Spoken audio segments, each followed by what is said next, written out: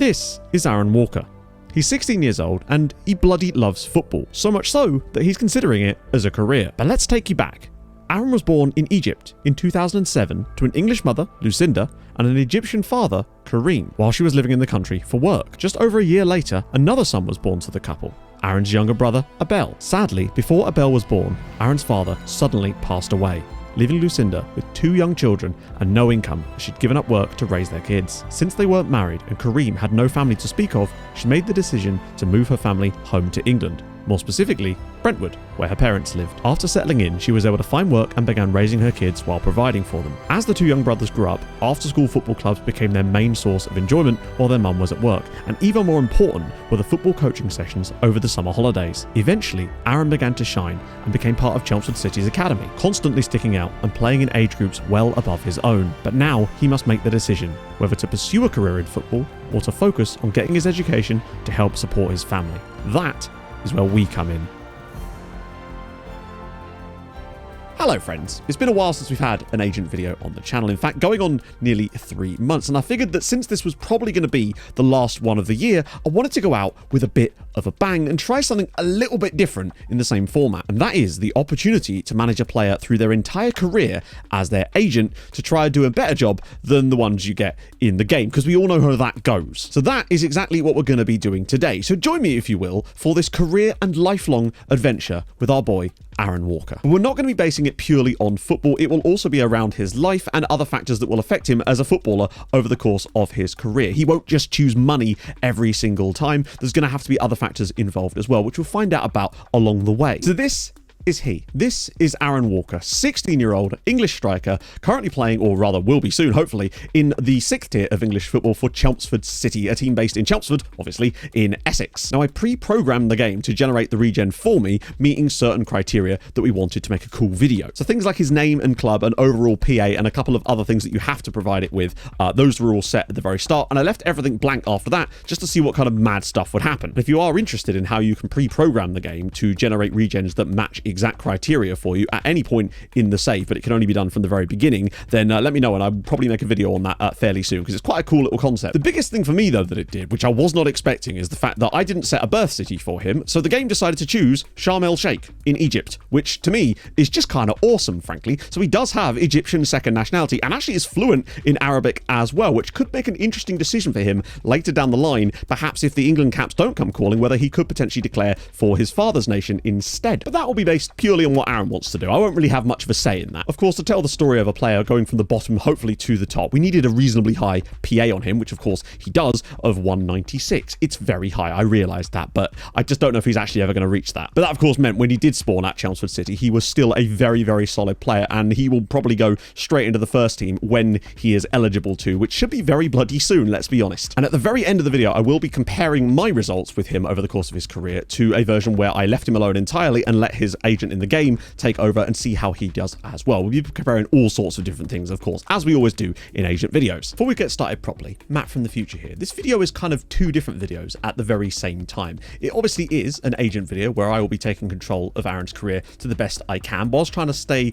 organically within the things that the game is throwing up, a bit more so than I do normally with the agent videos. But also, it's a story. It's a story of a footballer's career from start to finish, with all the things that go on and off the field throughout that. So I hope that you'll enjoy that, and back to me. The only time I'll be going out to find specific moves for him myself is when it's looking at loan moves, because that will give us a bit more flexibility and make sure that he doesn't wind up playing at a League 2 club when he's on loan from the Premier League and getting 0 minutes, which would just be catastrophic for his development. I sense that's going to be foreshadowing what the original agent's going to do though. As always, I have a suite of tools available to me to help this along the way. We have the in-game editor switched on for all of that goodness as well, but in addition, I also have FMRTE, which is a third-party editor, which actually gives you access to some extra tools that you wouldn't normally have. Things like being able to see the contracts being offered to the player when bids are put in, as well as things like being able to edit transfer statuses and things like that, which would be very helpful to keep him at clubs a little bit longer when we perhaps don't want him moving to Manchester United by the age of 16 and then playing no more minutes for the rest of his career, because you know how FM loves to do that to young players when they've got even a tiny whiff of potential. So what is the actual plan of attack for us at this point? Now, clearly, he's going to be good enough to play in the National League South pretty much from the off. Finishing isn't great for a striker, let's be honest, but he's got a reasonable bit of speed and solid composure. And as you know, composure is so damn important in FM. Or I would argue way more than finishing, although finishing obviously does still matter. But the physicals are looking pretty solid. He's 5'9", so not the tallest of players, but I expect he may well grow a little bit by the time he's sort of 18, 19, but possibly not more than an inch. So given that he's only literally just come through to the club and signed his first deal at the team, he's on £5 a week. It's not going to get him a new car at this stage, let's be clear. On the plus side, he has provisionally agreed to a £200 a week professional contract, which will be on his birthday when he turns 17. So that's going to give him a little bit more cash in the bank, but I suspect there's going to be some large moves in his future that will earn him a decent whack of change more than that. In terms of his development, obviously he'll see out the rest of the season here at Chelmsford City, and I would really like, ideally, for him to stay for a second season as a professional player in the National League South with them, but that will depend entirely on what sort of level of interest is coming in for him at that point, and whether we're forced into a position where the club might just want to sell him because they can get a nice chunk of change. And in case you're interested, his current CA is 80, so that will give us an idea of how he's improving in terms of his overall quality. It's a lot of ground to cover, and honestly, with that size of gap, I genuinely don't know if he's actually going to be able to reach that, but we will see. Either way, I still think he's going to have a stonking career, provided we play our cards right. So let's get moving. The other thing we have to factor in when we do start getting bids, which I suspect genuinely will be very, very quickly, is does he really want to move halfway across the country at 16? That's a hell of a step to take. Or would he much rather stay down south, perhaps with a London club, should the right bids come in, and think about moving later when he's a bit older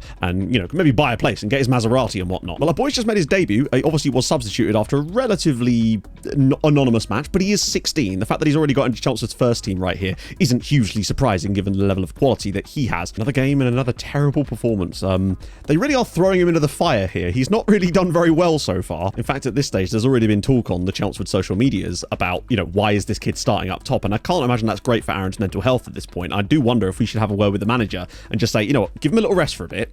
Just let him bed in maybe a little bit more before throwing him back into the limelight, because it can't be doing him any good at this age to be thrown into the team and doing so poorly and looking a bit like a fish out of water, really. And that was actually Chelmsford's last game of the season. So in 4 appearances, he averaged a 6.12 average rating, which is, I'm gonna have to break it to him, quite awful, really. He didn't have a lot of chances, but as you can see, an XG of 1.18, he probably should have got a goal in there, but it's still young. He's still young. There's a lot of time for him to improve on that front of things. No interest from other sides yet, which is not really surprising given his performances, but at least now he can enjoy the summer off. He's still in school. He's got a lot of other things to think about, and I have made it very clear to him that it is important to focus on his education, because things don't always work out in football. You could get an injury and your career's over immediately. So it is important to focus on his education too. Make sure he gets some good GCSEs and A-levels as well. It seems that in spite of all that, clubs have taken note. Now, there is one Premier League side here actually in Fulham. It's mostly Championship and League One sides that are interested. Now, obviously, I feel like a move to one of these leagues right now would be just awful for his career, because he's not going to get game time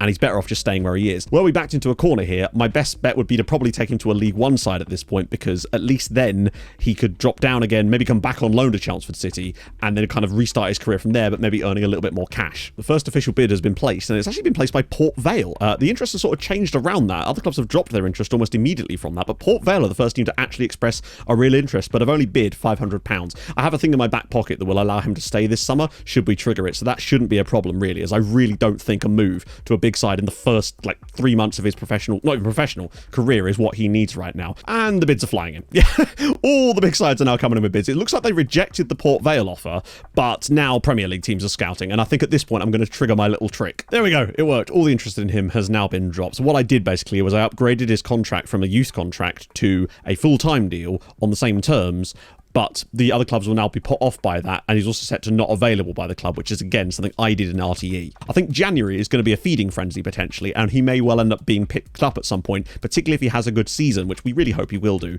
But that's something we can tackle into the future when he's got at least half a season of pro football under his belt. Well, it happened. Aaron scored his first senior goal, and then 2 more followed straight after that. That is absolutely mad. That he struggled in the first game of the season, got a 6.0 again. They persisted with him, and then he scores a hat-trick to score his... That's an amazing achievement, to score a hat-trick for your first ever senior goal, to get 2 more straight after that, and Chelmsford City with a 3-0 victory over Ebbsfleet. But what a moment for the still 16-year-old Aaron Walker to score a hat-trick. Man's only gone and done it again. That's the second goal that he scored in the 69th minute. Man is he's a man of culture. He's a man of the meme. And now with big news, and that is that Aaron has been on the phone to the Egyptian FA. They've been discussing this over a little while, and I've been advising him as best I can, but he has taken the decision to declare, temporarily at least, for the Egyptian national team, the land, of course, of his father. Now, he hasn't actually been back to Egypt since he left as a child when he, his mother, and his younger brother, who's literally only a year younger than him, left the country after the sad passing of his dad. Lad really does mean business. Now that he's got his feet under the table, having scored his first goal and a hat-trick there, he then got another goal and now another hat-trick. He has 7 in 4 now in the National League South and really seems to have found his feet now at this level. I think what's also important for him is that he's formed a good relationship with Robbie Simpson, who of course was a player at Chelmsford City before migrating up to being the manager, and he had some sort of dealings with him when he was a bit younger in some of the youth teams, and he's always liked Robbie, so to have him in charge I think is another reason why he'd want to stay here. First half of the season in the National League South, 17 goals and 2 assists in 21 appearances. He's actually not even close to being the top scorer in the league, but obviously huge heads have now been turned and big clubs are very much circling and are interested in him and will be definitely in January. And I suppose the question we have to decide is, does he go for a January move or does he try and hold out any longer? Now his contract only goes through till the end of this season, even when he moves over to his full-time £200 a week deal. Now I've counselled him of the idea of extending his contract for a year at Chelmsford once he gets the new terms, or even before the new terms come in, with the idea of at least if he does move, then Chelmsford might get a slightly larger transfer fee, and it's not going to be substantial, but it would be just enough to maybe keep the club afloat, and we can maybe, organise some kind of 50% of next sale fee. As for life updates, we've already had all sorts of offers for sponsorships and endorsements, even at this sort of level, because he has become quite a popular figure. While we're negotiating those, I basically said to him, we're going to put any money you get from those into a fund so that you have something for retirement, because I think it's important to financially plan for the future. Fiscal responsibility matters. Right now he's living with his mum, so he's fine. There's already been some hangers-on, obscure relatives from his mum's side of the family that he's not heard from in 10 years, all of a sudden are back in his life again, conveniently. We're doing our best to keep that sort of thing at bay, because that's the last thing you need clouding your head as a young footballer. And lastly, our young man has got himself a girlfriend. I mean, after all, he's playing football at this point. That's obviously going to be a big draw. Just someone from school, nothing special. So hopefully that doesn't distract him from the football side of things. I guess we'll find out in the second half of the season. Don't you be trying bicycle kicks and Rabonas just to show off, Aaron. You do not. Well, actually, you do kind of have the flair for that. So maybe he could. You never know. And on the plus side, he does continue to get good grades in school, which is extremely important. But now as we enter the January transfer window, I expect there's going to be a lot of stuff. But I think the first thing we need to do is get that contract extension sorted with Chelmsford so that he can at least give them a little bit more security when he inevitably does move. And I think that's important, and I think he owes it to them, honestly. It is just a 1-year extension, and of course he's not old enough to have the rest of his contract kick into gear just yet. But once he does turn 17, he will be able to have access to £200 a week. Now, whether he'll still be at the club by then is a different story. We will very much see how January goes. So we're now 15 days into the window, and we've yet to actually have a bid on our man here. And the interest seems to have actually wavered from a lot of sides, particularly some of the larger Premier League sides. Brighton are still in there, Palace and Leicester, but Brentford of the Championship, Wickham of League One still available as an option. It is major interest, and that one could be tempting, honestly, because of the career path. And the reason we're taking so much time over the formative years as well is because these are some of the most important years of a player's career, and we need to make sure that we get this right to give him the best chance at success. One thing I will say as well is that Chelmsford are up their asking price now to £76,000, which is quite a lot, actually, considering the player at his level. So it looks to me like, unless something happens on transfer deadline day, which might be difficult for us to navigate, it looks like at the moment he's staying at Chelmsford City unless anything drastic changes, but obviously we'll keep you posted. So there's good news and there's bad news, and obviously it's a bit debatable about what you really think of them, but this is the situation. Aaron has moved to Aston Villa permanently. I think that there was a lot of whispers in his ears from other people. People were just getting their claws in where they shouldn't have been, basically, and he got some very, very bad advice. And for me, it's bad advice. Not because there's anything wrong with Villa as a club, of course. It's just, is that the right move for this time of his career? And I was literally going hour by hour on deadline day, and the problem is, on deadline day, the move just happens, and there's nothing you can do to intervene, even though I did everything I could to try and stop it happening at the last second there. I did at least manage to, in the end, renegotiate it to the point where it's a permanent move for £31,000 as well. Chelmsford have just been stiffed there. They were looking at £70,000 for some. He is coming back on loan to Chelmsford City for the rest of the season at least, and I think next year we'll look into moving him on loan to a club slightly further up the pyramid, because I think he can have a real impact there. Now, as for the contract itself at Aston Villa, you can see that he's now moved on to £180 a week as part of that. I think it's possibly because of the league he was moving into, so he's earned himself a little bit more money, but more importantly, for his own benefit, I suppose, he has secured the bag, so to speak. speak. He will be on 4.2k a week, £4,200 a week at 16 years old, although he will actually be 17 by the time that contract comes into pass. But I guess this is just the trials and tribulations of being an agent. I always knew it was going to be tough to have any control because there is other stuff going on in the background, but this was the one that went through, unfortunately. He's only signed as well a 2-year contract at Aston Villa, which is, again, slightly surprising to me that it's only all that for a 2-year deal with no options of extensions or anything like that. We'll find him a nice loan move to like National League or even potentially League 2, depending on his development over the summer. But for now, he's just got to get his head down and focus on football again. Obviously, he's not moved to Birmingham or anything like that. His mum drove him up to the bloody medical, for crying out loud. So the league season in the National League South is nearly over. There's one game to go, and Chelmsford have actually made the playoffs very comfortably, in fact. And Walker, 28 goals. Fantastic for him, really. He obviously was better in the first half of the year. I believe he got 20 in his first 23 matches. He's only managed to get 5 in the second half of the year since returning to Chelmsford on his loan spell from Aston Villa. And I do wonder if all the sort of haywire of everything has kind of got into his head over the second half of the season. And it's really not a huge surprise, particularly now that he's got obviously his pro contract with Villa and is earning some decent money. Unfortunately, though, he has broken his arm. Unfortunately, he fell over in training literally earlier in this month, and he's still out at the moment. He will be back soon, but he's probably going to miss the playoffs with Chelmsford City, which is a bit of a shame, really, unless he can play in some kind of protective gear. So I think if we're looking at the plans for him over the next couple of seasons now, we need to be looking at a loan move next year, obviously. There's no way he stays at Villa and does anything particularly interesting there other than plays for the under 18s. That will not develop him either to the National League or potentially even to League 2, depending on where he sort of could slot into the right team. And that's going to be up to us to find the right move for him. I've also spoken to Chelmsford manager Robbie Simpson, who said that it was basically completely above his head there. That was a board decision in conjunction with some, I'm guessing, dark actors that were really not potentially working in Aaron's best interest, frankly. But we're going to make the best of it from now on, and I really have put my foot down on this.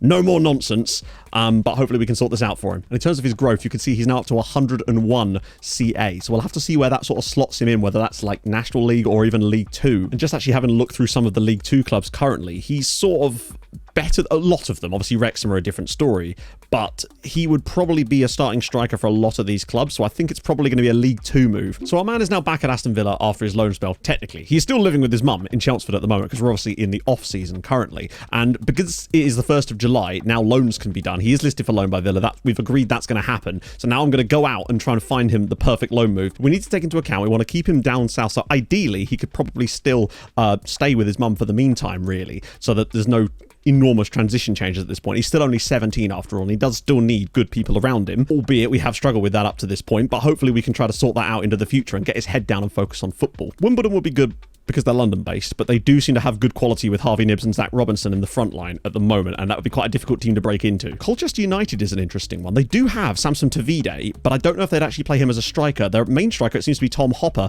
a 30-year-old, but I think that Walker would slot in there quite nicely. And Colchester, not particularly far, still in Essex, definitely commutable. Leighton Orient are another option. They do have Paul Smith, who's a very solid striker for them as well. Whether he'd actually play as a striker is a different question. Probably not, honestly. Then there's also Sutton United as well, who he would definitely get in their team. But the question is, I feel like Colchester might be a better option at this stage than them. If he reaches 18 and he decides that he actually does want to move out, because, you know, you don't want to bring girls back to your parents' house when you're a footballer, do you? The thing with him and Ellie didn't last particularly long, unfortunately, but that's just the life of a footballer, I suppose, right? Maybe she just was not the one. I know when you're 17, you think that about everyone, but that's just not how it works, is it? So at Colchester, he'd actually be working under Paul Heckingbottom, which is, you know, quite a big name manager, actually, for considering the level that they're playing at. Though it is worth noting that Tom Hopper is their captain, so there is an issue of seniority there that might come into play. But I think of the teams in League 2 that he could move to, I think Colchester is definitely the one. Get to play in a nice 10,000 seats. I used to drive past the JobSurf Community Stadium when I used to work delivering wine. So there we have it. He is now officially on loan at Colchester. I've just noticed his wages actually gone up slightly now.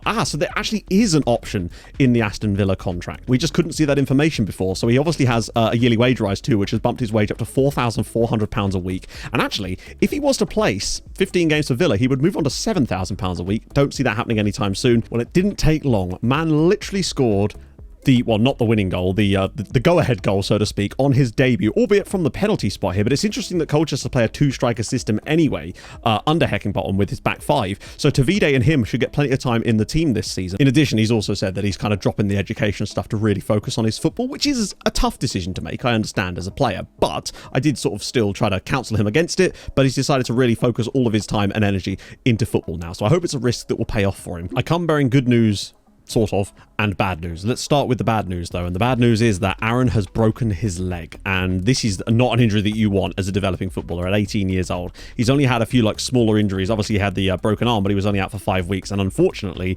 during a game against Northampton, he broke his lower leg. On the plus side, though, sort of, he has managed 13 goals in League 2 this season. Obviously, 2 assists in there as well. So he's fallen a little below some of the things. And you can see that XG-wise, he's kind of hitting his numbers maybe a tiny bit lower, but still has had a chance to develop. His CA is up to 119 now. Bought his first car, which is always good. I decided that the best thing for him to do would just be to get a second-hand car. Doesn't need to do anything fancy just yet. So he picked up an 04 Focus, and he's just kind of happy to have that bit of freedom a little bit more as well. But we'll look for a place for him properly when he moves to his next club on loan, so we can rent there for a year and just sort of get an idea of what living on his own is going to be like. So in spite of the injury, Aston Villa have shown great faith in the young player, and they have actually now agreed with us, obviously, to a contract extension that puts him on £7,000 a week, which is a huge amount for an 18-year-old to be worrying about. That was the amount he was going to get if he played 15 league games for Villa, to convince Villa to sign him up to a 4-year contract extension with a 1-year option as well on £7,000 a week. They did qualify for the Conference League, so I do wonder if maybe he'd be considered as part of their Conference League squad. Probably not yet at this stage. I don't think he's quite there yet. So Aaron is back at Villa again. They have decided, as you can see, that they do want him to... He's a breakthrough prospect, which is good, and that's obviously part of the contract that he signed with them, but that still means he's most likely to be featured more as a loan player, and he's unlikely to see any senior football for Villa this season, and I think that's best that we just get him that loan move. But I want to get it out the way early, like we did last season too, because we want him to be a priority for the clubs that are going to bring him in. For now, I think that at the current stage of his development, he needs to be playing in League One for a good side, and at least now that he's 18, he sort of wants to see the world a little bit more, or at least England and Wales, I suppose. So we've got a bit more of an option as to where we want to send him this time. Now, it's interesting that we've got to the 2nd of July just to make sure all the loans are now completed so that he can find the right move, and Barnsley are interested in him on a loan, and I can see why they're interested in him. They have no strikers. There is not a single recognised striker or forward player in Barnsley's squad at the moment. Sean Dyche is actually the manager. Is a move to the Championship right now, and him playing for Barnsley the right move? But then again, if they've got no strikers whatsoever, is he good enough for a Championship move this soon into his career? To give you an idea of the rest of Barnsley's squad, he'd slot in around about here. So actually, I wonder if the Championship, he may well have done enough to show that perhaps he is ready to take that extra step. Like when you look at some of the top Championship sides, or the ones that are slightly further up, Blackburn, you see, would never get in this team right now, and they've got Ben Brereton Diaz for crying out loud. And obviously Brighton still have Evan bloody Ferguson. They've got a 151 CA, Evan Ferguson, in the Championship. And it does feel to me that Barnsley would have to sign other players. I mean, there's Barnsley as an option. Charlton is an option, so is Plymouth. So Barnsley are expected to be sort of 15th actually, which isn't too bad. We just don't want him fighting for against relegation. I don't know if he's ready for that type of battle yet. Plymouth would be a tough one. They are newly promoted. Whereas Dyche as Barnsley manager, admittedly, in the 3rd tier is really, really solid. And Dyche is a really good manager, good motivator, good people manager. I wonder if playing for Dyche for a little bit, in a 4-4-2 as well, so he would get more options up front. That actually might be a kind of key thing as well. A 4-4-2 means he's going to get more game time because they only have no strikers. So I actually think that maybe, even though the Barnsley are the ones that put themselves forward, Barnsley might genuinely be the right move for him on loan at this point. Now it'll be time to find him a house to live in while he's going to be doing his little career in Barnsley. But let's sort out the loan move first, and then we'll go house hunting, because apparently agent now extends to estate agent too. So there we have it. It's a 1-year loan, obviously, to Barnsley here. They do have an option to recall this time, do Villa. That's just in case maybe he's not getting the right amount of game time at Barnsley here, but we will have to see how he gets on here. I hope you like 4-4-2s. I hope you like long balls. Just looking through some listings, and I just typed in Barnsley, and I mean, the first few things that came up were industrial estate. I need to be more specific. There's some wild properties here. A lot of them are in Leeds, obviously. There's also some ones like this, which is it's a bit much, I would suppose, at this stage of his career, but you never know. Although there is also £20,000 a month. Christ, I've never really looked at this sort of stuff before. This is wild. This is a nice place. This is a good-looking place. Nice little house here. I say little house. Nice massive house here. Oh my God. It does come furnished. Yeah, wow. Bold. We'll call it bold. Like I could afford a place like this. Who am I to judge, right? Look at the size of that shower. This is going to become a theme, I suspect, as we move further and further up here. But these are just looking for rent. It's $2,700 a month, which is a lot, I grant you. But that's a nice bedroom. I don't know. I think that'd be good for him, really. He's only $7,000 a week right now, so I don't think this is particularly a huge amount out of his budget in a place called Gomersall. So there you go. New house for him. I hope he can redecorate. That's all I'm saying. We're back in January, and this is the best news, best update I've had for you so far. So much stuff to talk about. The first thing, and the obvious one at the top of there, the elephant in the room, he did get his first ever cap for Egypt. He's persisted down that route and has decided to continue playing for the country of his father, and now he has his first ever senior international cap at just the age of 18. He has had a phenomenal season so far with Barnsley. It feels like, weirdly, like, remember, he only got 13 goals in League Two last season for a mid-table Colchester team.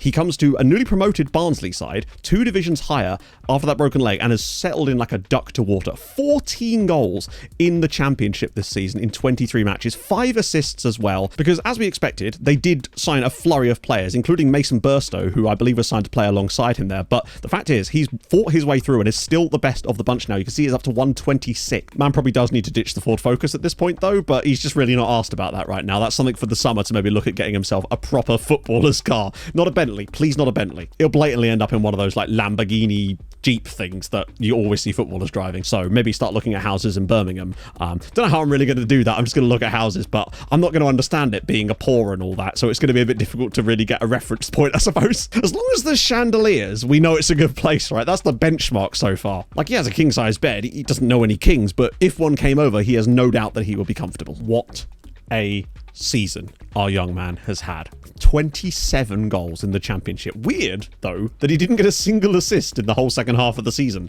I don't know if maybe they changed the style of play. I'm still happy, though, that he's chipped in with some assists. 32 goal contributions in 44 of it. 27 championship goals on loan at the age of, well, mostly just only 18 years old, which is absolutely fantastic from him. 136 CA. Playing at this level this year was the best possible decision. I'm very glad, actually, that in the end I decided against putting him back in League One, putting him into League One, and instead taking him to the championship this season, because it's been a game changer for him, up to 136 CA. And you can see how many team of the week he's been in, like over the course of this last year for Barnsley. He's been firing up awards constantly. Man of the matches left, right and centre, loads of team of the week. In fact, he even won young player of the month for April. In fact, he's won it twice. No, tell her, like, he's won it 3 times. 3-time young player of the month winner in the championship is a huge honour for him. So in the end, it actually finished with 68 points, and QPR did miss out on the playoffs still, though. Norwich promoted along with Blackburn. Brighton miss out by a hair. I mean, plus 52 goal difference, and they didn't get promoted. Down at the bottom, they were struggling in the first half of the season, and it's not really got a lot better for Stoke going down to the league to the League One, with Millwall and Reading coming with them. And Walker did score, actually, so 28 goals this season in the league for Barnsley is a stupidly good amount, and I think we're really going to have to consider where he goes next. Part of me also wonders if Villa have any foreign affiliate clubs, and maybe even a year abroad could potentially broaden his horizons a little bit. Villa have once again shown their loyalty to the player, and they clearly know that they've got a great player here, and now they've upped his wages to £27,500 a week, which is crazy for a 19-year-old to be on that kind of money when he's come up from where he's been. He's now earning, what's that? I mean, he's now earning over $1 million a year, which is just genuinely crazy. It's interesting that actually he's earning a little bit less than that, weirdly, because of the loan, but that will certainly change. £800,000 loyalty bonus as well. He's living it up. Another fantastic news, Aaron's just got his first goal for the Egyptian national team, and now he has 5 caps as well. He's clearly there to stay, and I'm curious to see what he can actually do on the international level over the next few years. Already up to 2-star reputation as well. Yep, he actually won Supporters Player of the Year for Barnsley too, EFL Young Player of the Year, Best 11 there for Barnsley on the year too, which is Barnsley's record goal scorer in a single season too, which is just absolutely fantastic for him. This just happened as well. Walker just scored 4 goals in a single match for Egypt as well, and he's now got 5 in 6. And just like when he was at Chelmsford, it took him a few matches to get going, but once he got going, 4 goals for your national team is really something. I mean, look at who's starting up. He's with Zizou and Trezeguet there. As you can see, he is no longer listed for loan by Aston Villa, which means that given his squad player status, they clearly feel like he could have a role for them this season. But this is such a pivotal point in his career. Nope, that was Egypt qualifying for the next round of the World Cup with Walker's goals. He was actually the third, or the joint second scorer at the World Cup. That's going to put you on the map, particularly as they then knocked out Croatia 2-0. Then Nigeria as well, although he doesn't appear to have played in that, before finally falling 4-1 to Italy in the quarterfinals. That's an amazing statement from him as a player. But back to reality for a second. If he stayed at Villa and then didn't get the game time that he was looking for, it's the perfect time for a perfect storm of badness in terms of his development. I still feel like pushing him for one more loan move out, give him one more year of development out on loan before he comes into the Villa first team permanently, or at least for the while, until he moves on to somewhere bigger potentially, is the right move. Now, I feel like, honestly, he might even be too good for the Championship now. He might be in a position now where we might need to start looking either to the Premier League or even to a foreign league itself to get him some real experience, and now that he's already got it from playing in the World Cup. Particularly with Aston Villa coming 11th last season, there's no European football, which means that maybe there's less opportunities for rotation expectation that he would get game time, and I think that's the killer for me. Were Villa to be in Europe this year, I might have considered keeping him there, knowing that he'd probably play in like the Conference League potentially, or they'd have to rotate more. But at the moment for him, I feel like a loan is probably still the best bet. Just looking at this, I'm thinking most likely, good lord, Wolves got some good players, that actually I think a move to one of the leagues on the continent might be the best place for him here. Now, it's a question of finding that move, of course. Now, I'd like to see if I can find him a team that might be playing in Europe this season to get him a little taste of Europe, but from a slightly different perspective. And we've got plenty of leagues to choose from because we have Spain, Germany, France, Italy, and Portugal all switched on as well. That's the benefit of this. It's also why it takes so long. I've been at it 5 hours nearly. Oh, and by the way, I will be putting the save file from the very start of the save up in the description in case you want to download it and play a save where you could sign Aaron Walker as well. So that will be available to you. It'd nearly be good enough to get into the Valencia team. Same kind of thing can be said for Sevilla, but just not quite. And I do want to make sure that we can guarantee him first team football, although it depends actually. If they're playing Mariano through the middle, surely they're not though. Though they do appear to be playing Lammers there a fair bit. God, Sevilla? Surely not. He would fit in at Braga. In fact, very much so. The question is, maybe we could do slightly... I mean, I like Braga a lot, but maybe he could do slightly more than that. It feels like to me, Braga or Sevilla are the two sort of teams that stand out where I think he'd get in there, potentially, but would get a lot of football and would get experience on the continent. The question is whether he'd actually play enough for Sevilla. That's the risk here. The closest option would probably be Sporting, but they have Danny Namasso. 1 year in Portugal playing for Braga would be still a good side. Braga are a great team. That might be the final move in terms of the puzzle for him abroad anyway. And he gets to enjoy Portugal. Why not, right? Get him to Europe, have a nice time, see if he can smash it in Liga NOS and see what happens from there. I'm thinking we're going to go for it. We're going to send him to Braga for a year, play in Portugal, have a bloody nice time. He's made the loan move. He's going to Braga for a season. If he carries on at the rate that he's going, the way that he was playing with Barnsley, I think Braga is definitely an excellent move for him where he can really flourish. And the next season, straight into the Villa first team, surely. Curious to see how he does under Arthur Jorge. But as well, it's also a 4-4-2, a system that he's used to playing in with Barnsley, so he'll already have tactical familiarity there too, and I think that's definitely going to help him. On his debut for Braga in the top flight against Portimonense, 2 goals in the first half. In fact, they were 4-0 up at half-time here. Maybe they could actually go on a mad run and do something decent for them this year. Braga always do have a habit of doing that in FM, I find. They often end up cracking into that top 3 quite a lot, and with Walker grabbing 2 goals on his debut, up front, of course, with Banza in there too, that's quite a partnership they've forged there, and a 9.1 on his debut for them is always a good sign. Oman scored his first ever goal in a European competition against FK Sarajevo in the Europa League phase. It was the 3rd game they've actually played. They lost to PSV, Feyenoord, and then they beat Fenerbahce, but unfortunately he was injured. Oh, and as a side note, he also actually won the best young player at the World Cup as well in 2026. He's voted young player of the month in August for Braga as well. He's just winning all the awards. It's what you like to see. Our boy continues to flourish. We're in the sort of half-season check-in here, but he is killing it on loan out in Portugal. And I think we felt that he really kind of wasn't ever going to not kill it, but he's got that physicality now, that pace. His strength is building too, and he's still got plenty of way to go on that one. The mentals are coming along nicely. That dribbling is fantastic. Still only 12 finishing, but it seems to have not let him down too much this season. 15 in 23 for Braga is astonishing. 12 in 12 in the league is fantastic. He informs me that he's met a lovely girl named Eva as well, so hey, maybe this is the one. I don't know how that's going to work when he comes back to Birmingham next season, but I guess we're going to have to find out. See if it lasts. Well, back into the summer. Felt like a change of clothes since I've been spending a lot of time over in Portugal with Aaron as well. I felt like I had to fit in. It looked a bit weird otherwise. But what a second half of the season he has had, and what a summer he has got coming up. But to finish off the year in Portugal, 40 appearances for Braga, 25 goals, a really solid season for them, 18 goals in the top flight. He didn't quite manage to finish off the season in the same way that he did the first half of the year, and that seems to be a little bit of a problem for Aaron, actually, bursting out the gates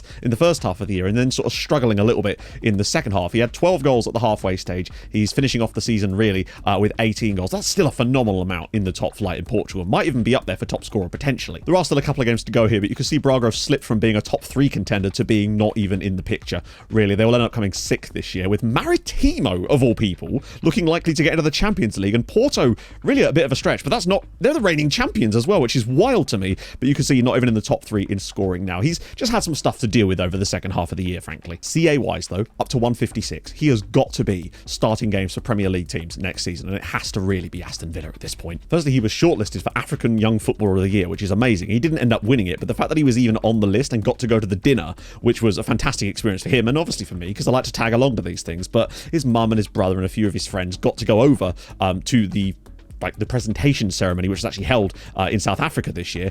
Interestingly, it was won by a South African player as well, but regardless, it was just a nice experience to go there and see the dinner and just experience that kind of stuff. But it does feel like he just wants to get back to England now and sort of settle down, buy a house, get a car, properly start to live his life a little bit. Whether Eva's going to come with him or not is a different matter, and I suspect that might be part of the reason why he lost his head a little bit in the second half of the season. That's what young love does to a man. But there's also AFCON this summer where he will be playing in it with Egypt, and that's going to be a really interesting experience for him because, you know, did really well in the World Cup, was third on the top scorer then, was one of the, I think he was the young player of the World Cup as well. Unai Emery is doing an absolutely stupendous job at Aston Villa, and I think that's one of the reasons that Aaron wants to come back as well to work with Unai Emery and play in that 4-4-2 that Villa are playing as well. He's just perfectly based for this kind of system. Aaron's going to get a chance to play in the Champions League for Aston Villa because of England clinching that last coefficient spot, meaning the 5th place team got into the Champions League and Villa will take that place. So he's going to be going from Europa League to the Premier League and the Champions League all in one season, and that is a lot of pressure to put on a 20-year-old, and then we'll have to see how both we and Aston Villa can handle that because that's going to be very tough to implement. He scored his first goal at AFCON in the 3rd game of the tournament, and he hasn't really had the best time of it so far, but luckily this win against Benin, who have done very well, was actually enough to qualify them. And once more, Egypt progress to the final of AFCON, but you'll notice that Walker left out of the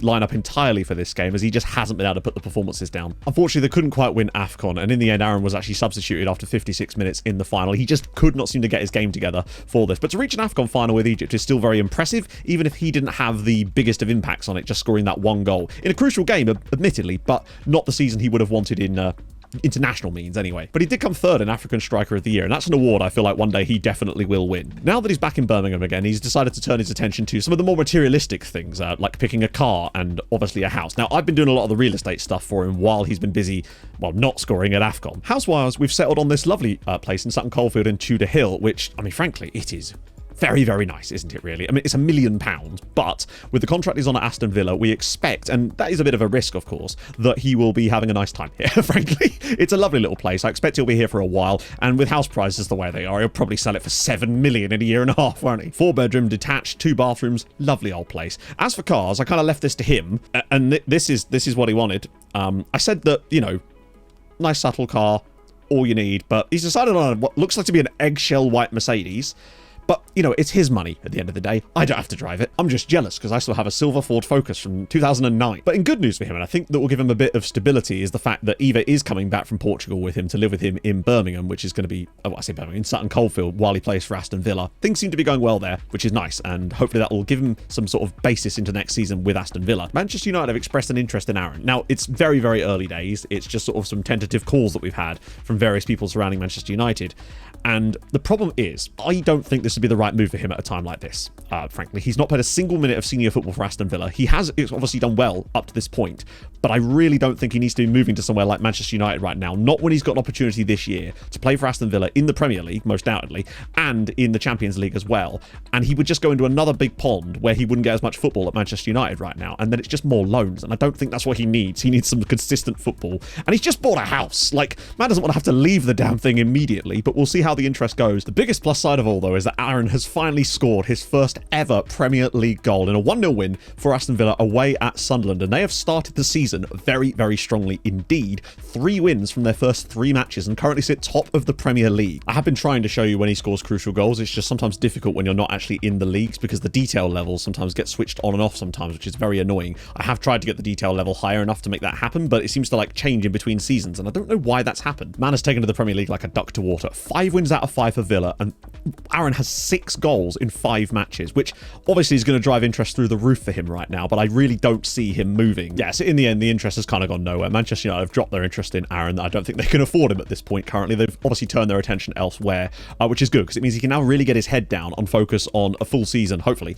with Aston Villa and seeing what he can achieve with these guys and getting to play his first ever game in the Champions League for them, which is crazy cool. Even better news, Aaron scored his first goal in the Champions League as Aston Villa continue their amazing start to the season with him and Pascal Struijk scoring. They got 45 million they play for Struijk from Leeds as well, but his first ever goal in the Champions League now, and he really is big time. And some of you may have noticed the fact that he's in a Manchester United jersey in the thumbnail. That is not a spoiler. I made that before I even started recording this video, meaning that because it just kind of looked nice, frankly. So that is not a premonition of anything that could happen in this save. So halfway into his first season at Aston Villa, and we have spectacular news on basically every single front. The first of which is that we were able to agree a brand new contract for Aaron at Aston Villa on £160,000 a week, and he now truly truly is on the big time. I don't know how much that is over a full year. Obviously, after tax, it's £84,000 a week, but it's still a good amount of money that he's going to be earning now. And it has a minimum release clause, though, which is one thing we did want to make sure was in the deal, just in case he has a continually brilliant few seasons and we do want to move him on. We don't want them pricing him out of a move. If someone does want to bid on him, though, it's going to cost him £114 million, and that kind of prices out most teams other than the truly elite sides. And Aaron's form this season will show you exactly why, because he has hit 16 goals in 18 Premier League matches for them and is just firing. Oh, and yeah, if you're wondering, it's cold, right? We're back in Birmingham now. It's kind of chilly. I felt I was a little bit underdressed for the occasion. We return in the summer, but I bring you both positive and, most importantly, extremely bad news. And the bad news is simply that Aaron's younger brother, Abel, was sadly killed in a car accident. And it's the worst possible thing that can happen to someone at this stage, not just in his career, but in his life. He's only 21 years old. His brother was only a year younger than him, and he'd always sort of looked after his younger brother. They were both actually in Chelmsford's youth system together, but Aaron was the only one that truly had the football potential to go a long way. But he's always stayed close with his brother, and so this is possibly the worst thing that could happen to him at this stage, coupled with the fact that on the very same day, he found out that Eva was pregnant with their first child. They're not even married at the moment. Oh, my goodness, out of wedlock, which obviously turned a very bad day into a somewhat better day, but still, it's a horrible time for Aaron and his entire family, so our thoughts are with them at this time. But just switching gears slightly, the season has now finished, and he has had a phenomenal season. Again, the second half of the year has faded off a little bit with him in the league, which is just something that seems to happen to him, but still, 23 in the Premier League for the 21-year-old is wild. Again, the wanted symbol is back. Manchester United are again circling, but bigger things to fry right now. And that is that Villa did manage to come third in the Premier League this year. 79 points and only 7 defeats. He was the third highest scorer in the league behind Haaland and obviously DCL, who took Everton to a second place finish in the title race. At one point they were top. Fulham, despite getting relegated, won the Carabao Cup. So it's a very strange year for England in general. And what gets stranger about this is seeing Chelsea in 10th, City in 11th, and Spurs in 12th. There's still plenty of room for him to improve and grow. The question is where he does that. And I still think that at the moment for him, staying at Aston Villa is the best bet. They come third in the Premier League. They'll be in the Champions League again next season. I think just stability is what he needs, just not just for his football, but in his life right now, particularly with a kid on the way. I don't think he wants to be making any massive moves this summer. So it's now the 31st of December, and Aaron's season this year has been a little bit of a letdown, really. And it might just be that with what happened in the summer, and obviously the fact that he has a child on the way, his brain has just been elsewhere. That injury was obviously a problem for him, but he doesn't seem to have really got his head right for the rest of the season since then either, as he has been playing regularly. 14 appearances in the Premier League this year for Aston Villa, and just the 5 goals. And in the Champions League, it's a similar story. Just the 1 goal. And you look at the XG that he's had in Europe, he really has struggled to find the net for Aston Villa consistently this season, with just 7 goals in his 21 appearances. Now, he is wanted at the moment. We've had interest from clubs, interestingly, and this time around it's Newcastle. Newcastle look like they might actually be willing to pay the fee. Now, whether that actually happens or not, Newcastle do have major interest though, and this would be an interesting development on this side of things. But he did win FIFA Best Under-21 Men's Player, which is a really cool award for him to win. It does show that he's received well across the world. It's just about making the right moves, and these are crucial points of his career. Very good news is that today, the 15th of January 2029, Aaron and, more importantly, Eva gave birth to a child, their first child, of course, a son which they've chosen to name Abel after Aaron's younger brother, who sadly passed away just over 6 months ago at this point. Horrible time trying to turn it into something positive, and I think that's a good way that he can remember his brother and hopefully nurture his son in the same way that he did with his younger brother as well. So the season has finished, and I think it's fair to say Aaron's picked things up a little bit in the second half of the year, still only managing in total 20 goals over 41 appearances, but he definitely got his league scoring back to at least a semblance of where it was, but still only 13 this year, and it's hard to sort of look past that really.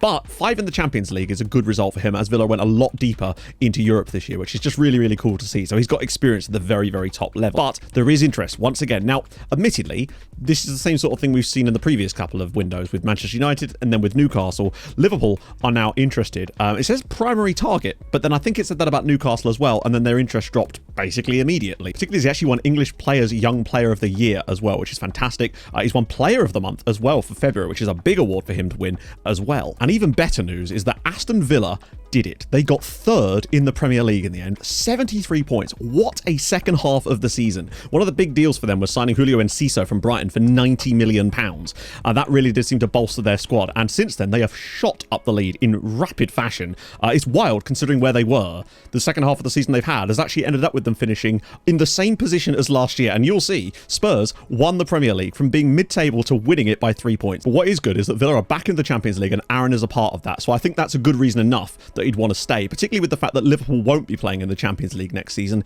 It'd be a strange choice for him to drop down at this point, and he'll no doubt want to continue his success at Villa. And that record towards the end of the season is very indicative of why that would happen, particularly as they knocked Liverpool out of the Champions League, and they will play in a Champions League final against Paris Saint-Germain. They're also in the FA Cup final. What a second half of the season. Aaron has got a lot to be proud with. The weirdest thing about it is they actually knocked out 3 English sides to reach the final of the Champions League. West Ham, Everton, and then Liverpool in successive ties to go all the way to the final. Unfortunately, they couldn't quite get it over the line in the FA Cup final. Bukayo Saka's goal sunk them to a 1-0 defeat. Aaron just had a pretty average game up there in that 4-4-2. It's a shame, but they've still got the big prize, and that is, of course, the Champions League final coming soon. If they won that, that would be mad. Paris Saint-Germain versus Aston Villa. Aaron and Eva were supposed to get married today, but I guess he just didn't imagine that they would ever reach a European final during this season. So as a result, they've had to postpone their wedding until later in the summer, but what a wedding present it could be if they could win this game. Unfortunately, they couldn't quite make it happen. Jamal Musiala's early goal gave Villa a mountain to climb. They played valiantly, and Jacob Ramsey's equaliser thought they'd at least taken it to extra time before Yusufa Moukoko with the winning goal for Paris Saint-Germain late in the game. 2 finals, 2 defeats, but that is one hell of a season. Liverpool have, however, just sacked Jurgen Klopp after 13 years at the club, so I suspect that's probably going to be the end of that interest, at least for now anyway. So 2 games into AFCON, and Aaron has scored in both of them as Egypt have wrapped up 2 victories, which is a much better performance than already the last AFCON. Huge news, and that is that Unai Emery has left Villa to take over mid-table, at this stage, literally, Manchester City. He was obviously convinced by a massive contract where he's actually going to be earning nearly as much as Aaron was as a player at Villa, but the question is going to be, who takes over at Aston Villa?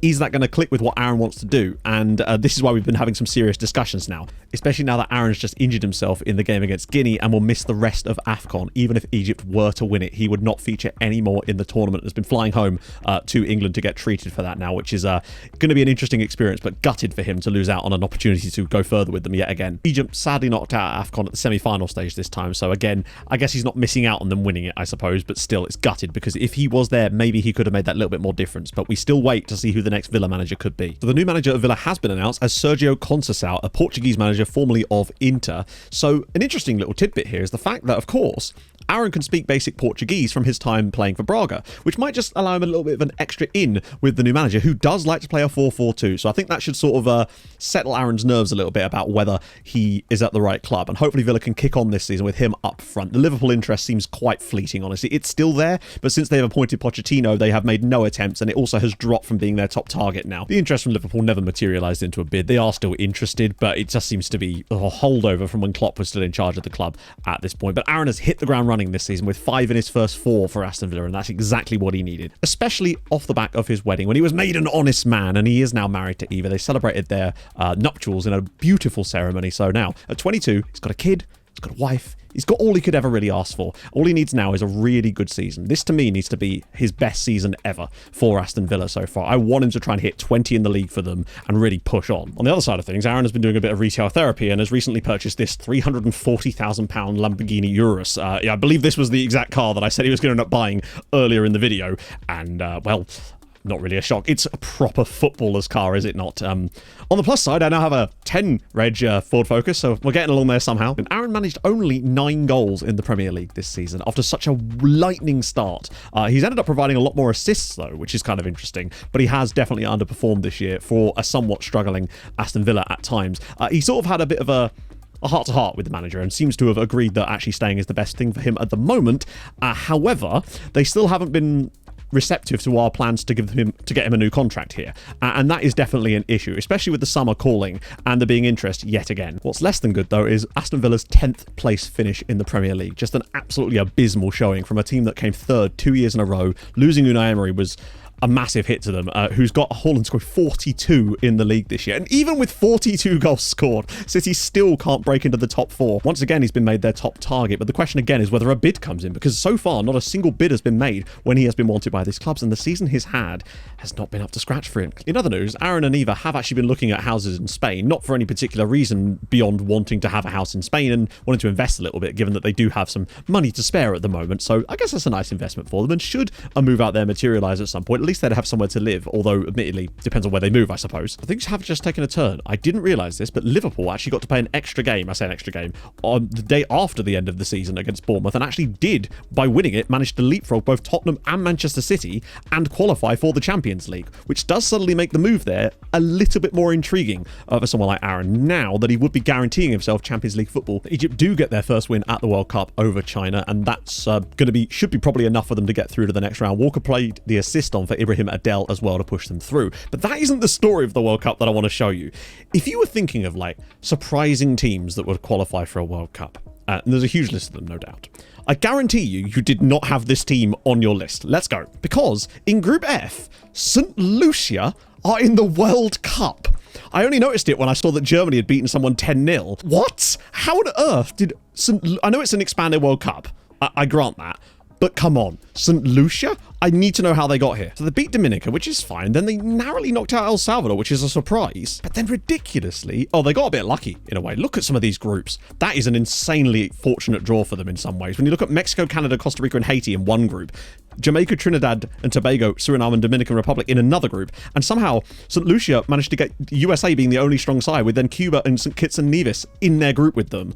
And they managed to get 3 wins against Cuba home and away, and then away at St. Kitts and Nevis, which means they must have drawn at home, then got absolutely humped by the United States. But that was enough for them to qualify for a World Cup.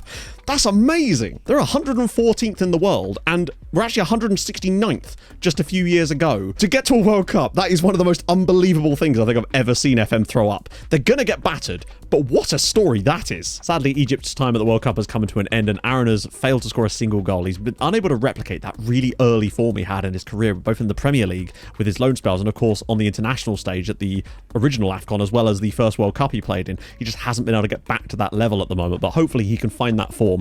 On the plus side, some very good news, and that is that Aaron and Eva have announced that they are expecting their second child. Again, what is it with the summer? They just seem to get busy during the summer, apparently it is. And one other thing I've been counselling Aaron on is the fact that if he is going to make a giant move to somewhere, the best time to do that would be before his kids, obviously he has the one child currently, start getting into schools and stuff, because it is important to not disrupt the family too much with those giant moves. So if he was to make a good move, next summer might be the time to do it, unless Villa can show us some real progress that they are meaning business. So with the transfer window shut and no bids forthcoming from Liverpool, it seems that there wasn't a lot of interest in Aaron from any other clubs at this exact moment. That is more like it. Aaron is back, baby, and boy is he. 18 goals in his first 20 Premier League matches this season. The difference is now it actually really is very meaningful, because it means a lot. There is interest from Bayern, Liverpool, Milan, Real Madrid, and, well, minor interest from Dortmund there. Liverpool's still a big interest for him, but his preferred choice would be Real Madrid. So obviously that little move, or I say move, those trips to Spain looking at houses have definitely not, they've rubbed off on him. Villa have at least been moving in the correct direction themselves. Now, whether there's any bids in January, I don't know, but what I will say is this is the first time really since he moved to Villa properly that we've had multiple clubs interested in him at the same time, where a bidding war could potentially commence, and we might actually get some action for ourselves to do some agenting. So after all that, in spite of all the interest that was thrown around, we received 0 bids from any of the teams to actually come and bring Aaron to the club, and he's continued his fantastic season for them this season with 21 in 23 in the Premier League. He only needs 2 more to match his best ever season, and I see no reason really why he won't just get his head down and probably get close to 30 goals for them this season. The only club that's interested at the moment is Liverpool, and even that interest was only minor. It never even said transfer on Liverpool's one, weirdly. Real Madrid sold Karim Adeyemi to Bayern, and we thought that might potentially give Real an opportunity to bid, but then they signed someone from Tottenham in the end. Dortmund dropped out after a while, and Milan were right there till the final day, but nothing actually happened with him. And I think this puts us in a position now where basically, if Villa don't get into the Champions League this season, we will be shopping Aaron around in the summer for big moves, because they clearly don't seem interested in his future long term. Otherwise, I feel like by now they would have offered him a new contract. Much as we've tried, they've just not been up for that for some reason, and it could have been a wage budget issue. After all, he is on 160,000 a week already, and how much they'd want to give him more than that considering we would want a good amount, is possibly part of the reason. And I think that means really, unless they pull off a miracle and get to the top 4 again, I think we're going to be looking to shop around Europe in the summer to find that perfect move for Aaron. So here we are. The season is over in the Premier League, at least for Aaron Walker. In fact, I believe in all competitions, 29 goals and 9 assists in the Premier League this year. That is a wild amount. What's that? 38, basically over a contribution per game. Exactly the sort of season that we were hoping he would have. And now whether it's been enough for Villa to achieve that much on the grand scheme of things, we don't know. But nevertheless, the release clause now that he had at Aston Villa has now expired, which could actually benefit Aston Villa in some ways, as his stock is so high now that clubs can no longer pick him up as cheap as they could have done. And it's like,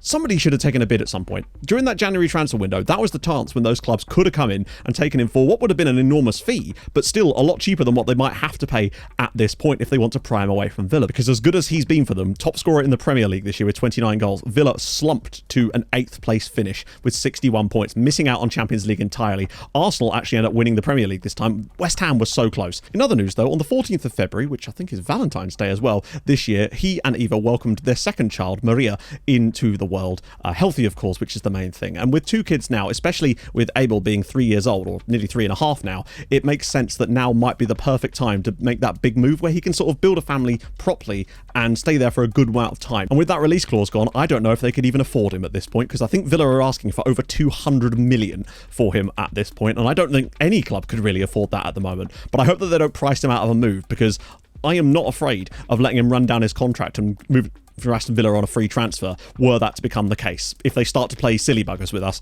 we will play silly buggers with them, and they will lose out on hundreds of millions of pounds. I've turned into an iron fist. Where did this come from? Because as far as wage bill goes, he is still the 4th highest paid player at Aston Villa, and the question is, would Villa actually break their wage budget to give him a contract that he deserves? And I think we're looking at the mid 200s, really, and I don't know whether they'd want to stretch that kind of amount. I mean, if I'm them, I'm doing it 100% to keep their best player, but it's whether that not they can actually afford to make a transfer like that without breaking the wage budget, because he would, and I would want him to get the best deal possible. And we know that we could probably get 300k a week from some of the top English sides, and definitely teams in Spain, maybe Bayern as well. Unfortunately, Egypt bow out of the African Nations Cup at the second round. Walker only managed 2 goals across the entire tournament. Essentially, we've had a massive falling out with Aston Villa. Here is the situation right now, but I'm telling you, this is not good. Basically, we've been fielding interest from clubs all across Europe, basically. Your Bayerns, your Real Madrids, Barcelona were in touch as well, as was Juventus. All of the sides that you'd expect to be in for our boy, including Liverpool, Manchester United, the usual suspects. But they basically came back to us and said the asking price is simply too high.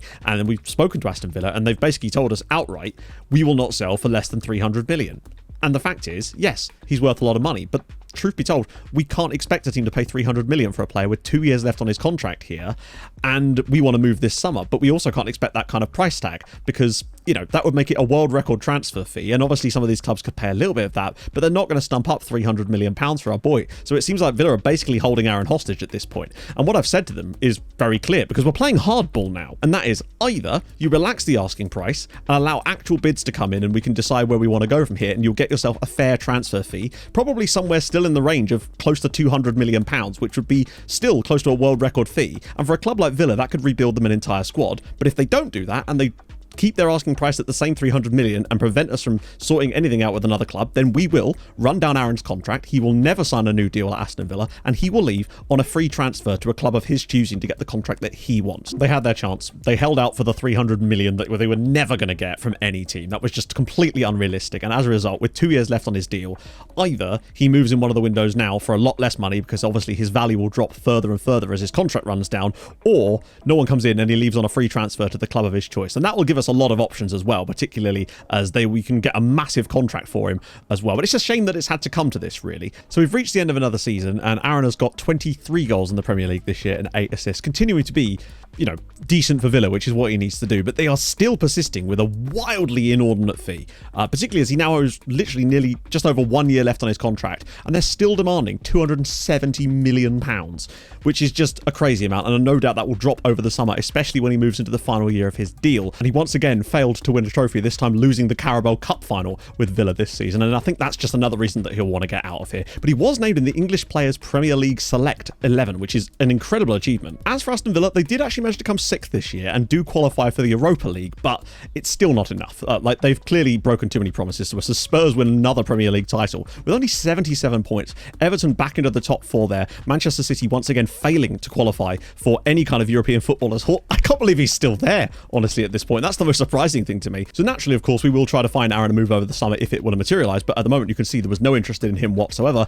And the simple fact is, the clubs have communicated to us that, you know, why would we pay inordinate fees, even if it was only 100 million this summer, when we can get him for free next summer? And I think they're right about that, but Aaron's not been particularly pleased with that. And this all came to a head when he was spotted leaving a nightclub in the early hours of the morning, clearly off his face, quite frankly, with a group of people, mostly women as well. So things have not been going great with him on that front, all over the tabloids. The first time anything like this has happened, but it shows that it is starting to get to him here, and Eva is not pleased with him whatsoever, because obviously things get run away with and then the tabloids go mad. And yeah, it's putting a lot of stress on them, particularly with 2 young children at this point. So interestingly, Sergio Conceição has left Aston Villa to take the job at Milan, which is an interesting conundrum that it puts Villa in at this point. They've got no manager.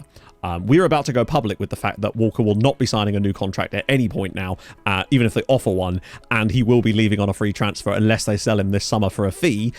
They're in a bit of a turmoil right now. So Villa have now appointed Antonio Conte as their new manager for the season, and I think given what people have said in the past about working with Conte, Aaron is not particularly enthused with this particular appointment right now, and it's given him even more reason to want to get out of the club. So Aaron's gone even more public with his desire to leave the club, basically, and has now officially become transfer listed by his request by Aston Villa.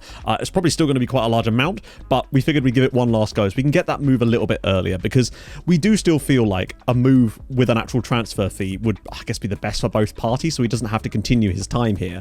But it at least has interested, we've got interested options from Newcastle, Bayern and Barcelona at the moment, but it will depend on where he wants to go based on whether the offers actually do come in for him, because we don't know the exact fee that he has been listed for by Aston Villa. A fee out there of £91 million, which I still think is too high, and the only current interested party is Barcelona, who were of course interested in him sort of before. But worse news is that he has received his first ever red card as well in, I think, his second game under Antonio Conte for Aston Villa there, and it's just the last thing again that he needed, a straight red card for a horrible tackle, really. But I think he's just showing his displeasure at still playing for Aston Villa at this point, as they've started the season quite poorly, and this is just more evidence of that. And now with the transfer window really hotting up, interest is aplenty, not just from English sides, but also Juventus and Bayern Munich have now also joined the race for Aaron. I believe the amount is now £90 million. They've knocked it down by £1 million. But if they don't sell him here and let him leave, then that's ridiculous, frankly, because they're going to lose him for free if they don't. I know he's been an important player for them, but he doesn't want to play under Antonio Conte. He's made that very clear, and I think he just wants out of the club so he can make a fresh beginning. Well, they had their chance. They still wouldn't drop the fee beyond what was reasonable. I think the lowest they went was 88 million, and that's still too much for a player with 1 year left on his contract. So with that, Aaron will be looking and exploring options in January, and will be finding himself a new club, most likely outside of the Premier League. So crunch time has arrived. This is the month where everything surely has to happen at this point. Obviously, Aaron has 6 months left on his deal with Aston Villa, and it is now time when other clubs, particularly on the continent, in fact, only on the continent, can start placing pre-contract offers for Aaron to sign. Now, English clubs are not allowed to do so until, I believe, later in the window, or it might even be only 3 months. It might even be once the contract's expired, for all I know. Actually, I forget. Now, I realise there might be some thoughts of, why don't we just use the old agent method we were doing back on the other videos to move him at any point we wanted to? And the truth is, I wanted to play this one a little bit more on the realism front, with me organically engaging with the game a little bit more. And especially with the asking price that Villa were trying to get, it made it pretty much prohibitive for him to make any of those moves. And I'm actually amazed that they were able to keep that asking price so damn high. And even still, his value is wildly large, considering he only has, 6 months left on his deal? But I often find the values on players in FM do fluctuate wildly. So in 3 days' time, it could be like 50 million for all we know. What did I tell you? Literally the next day, his value has dropped right down. I think it's just because we're ticking over to the exact 6 month point. Now, key thing to note is that there have been some changes after just 1 day, and that is that more interest has arrived. Barcelona and Bayern Munich, obviously, there too. Premier League sides are interested, but remember, they can't offer him a contract. They can only offer Aston Villa a transfer fee. Now, would Villa be more enticed to do that? Potentially, but I don't know if that's the right move for him at this point, to move to another Premier League side, really. I think he should explore a little bit, and he'd probably get some quite decent money at a team like Barca or Bayern Munich, and pretty much the guarantees of winning something. That's really weird. We've just got one more day and all the English clubs have just kind of gone, nah, don't fancy it, mate. Now, it might change again once the window opens properly, but that's really weird that it appeared for one day. I've never actually paid this much attention to the individual transfer stuff on a single player's page before over a long period of time, and it's kind of weird the way the mechanics go on and off. Okay, it is happening, my friends. Bayern Munich have placed a contract offer to our client, as currently they are the only team interested, which is genuinely mad to me, considering the quality of a player that we have here. But it might just be that a lot of the big sides around Europe, you know, be it Barcelona, Real Madrid, some of the big Italian sides,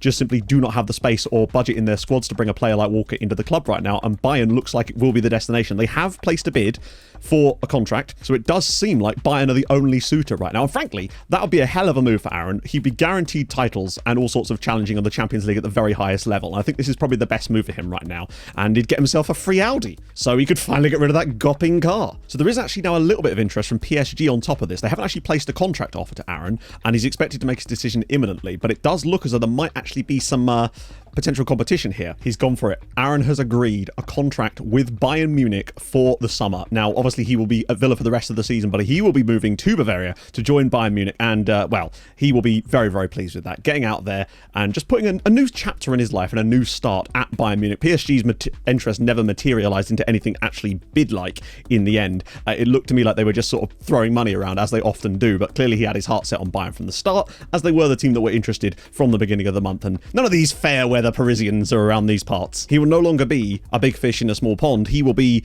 an enormous fish surrounded by lots and lots of other enormous fish. It's like an aquarium full of sharks. Oh, and in case you were wondering, Aaron has now maxed out his CA. So let's just have a little look at how he slots into this Bayern team. Tell you what, they've actually... God lord, who's this? Bloody hell.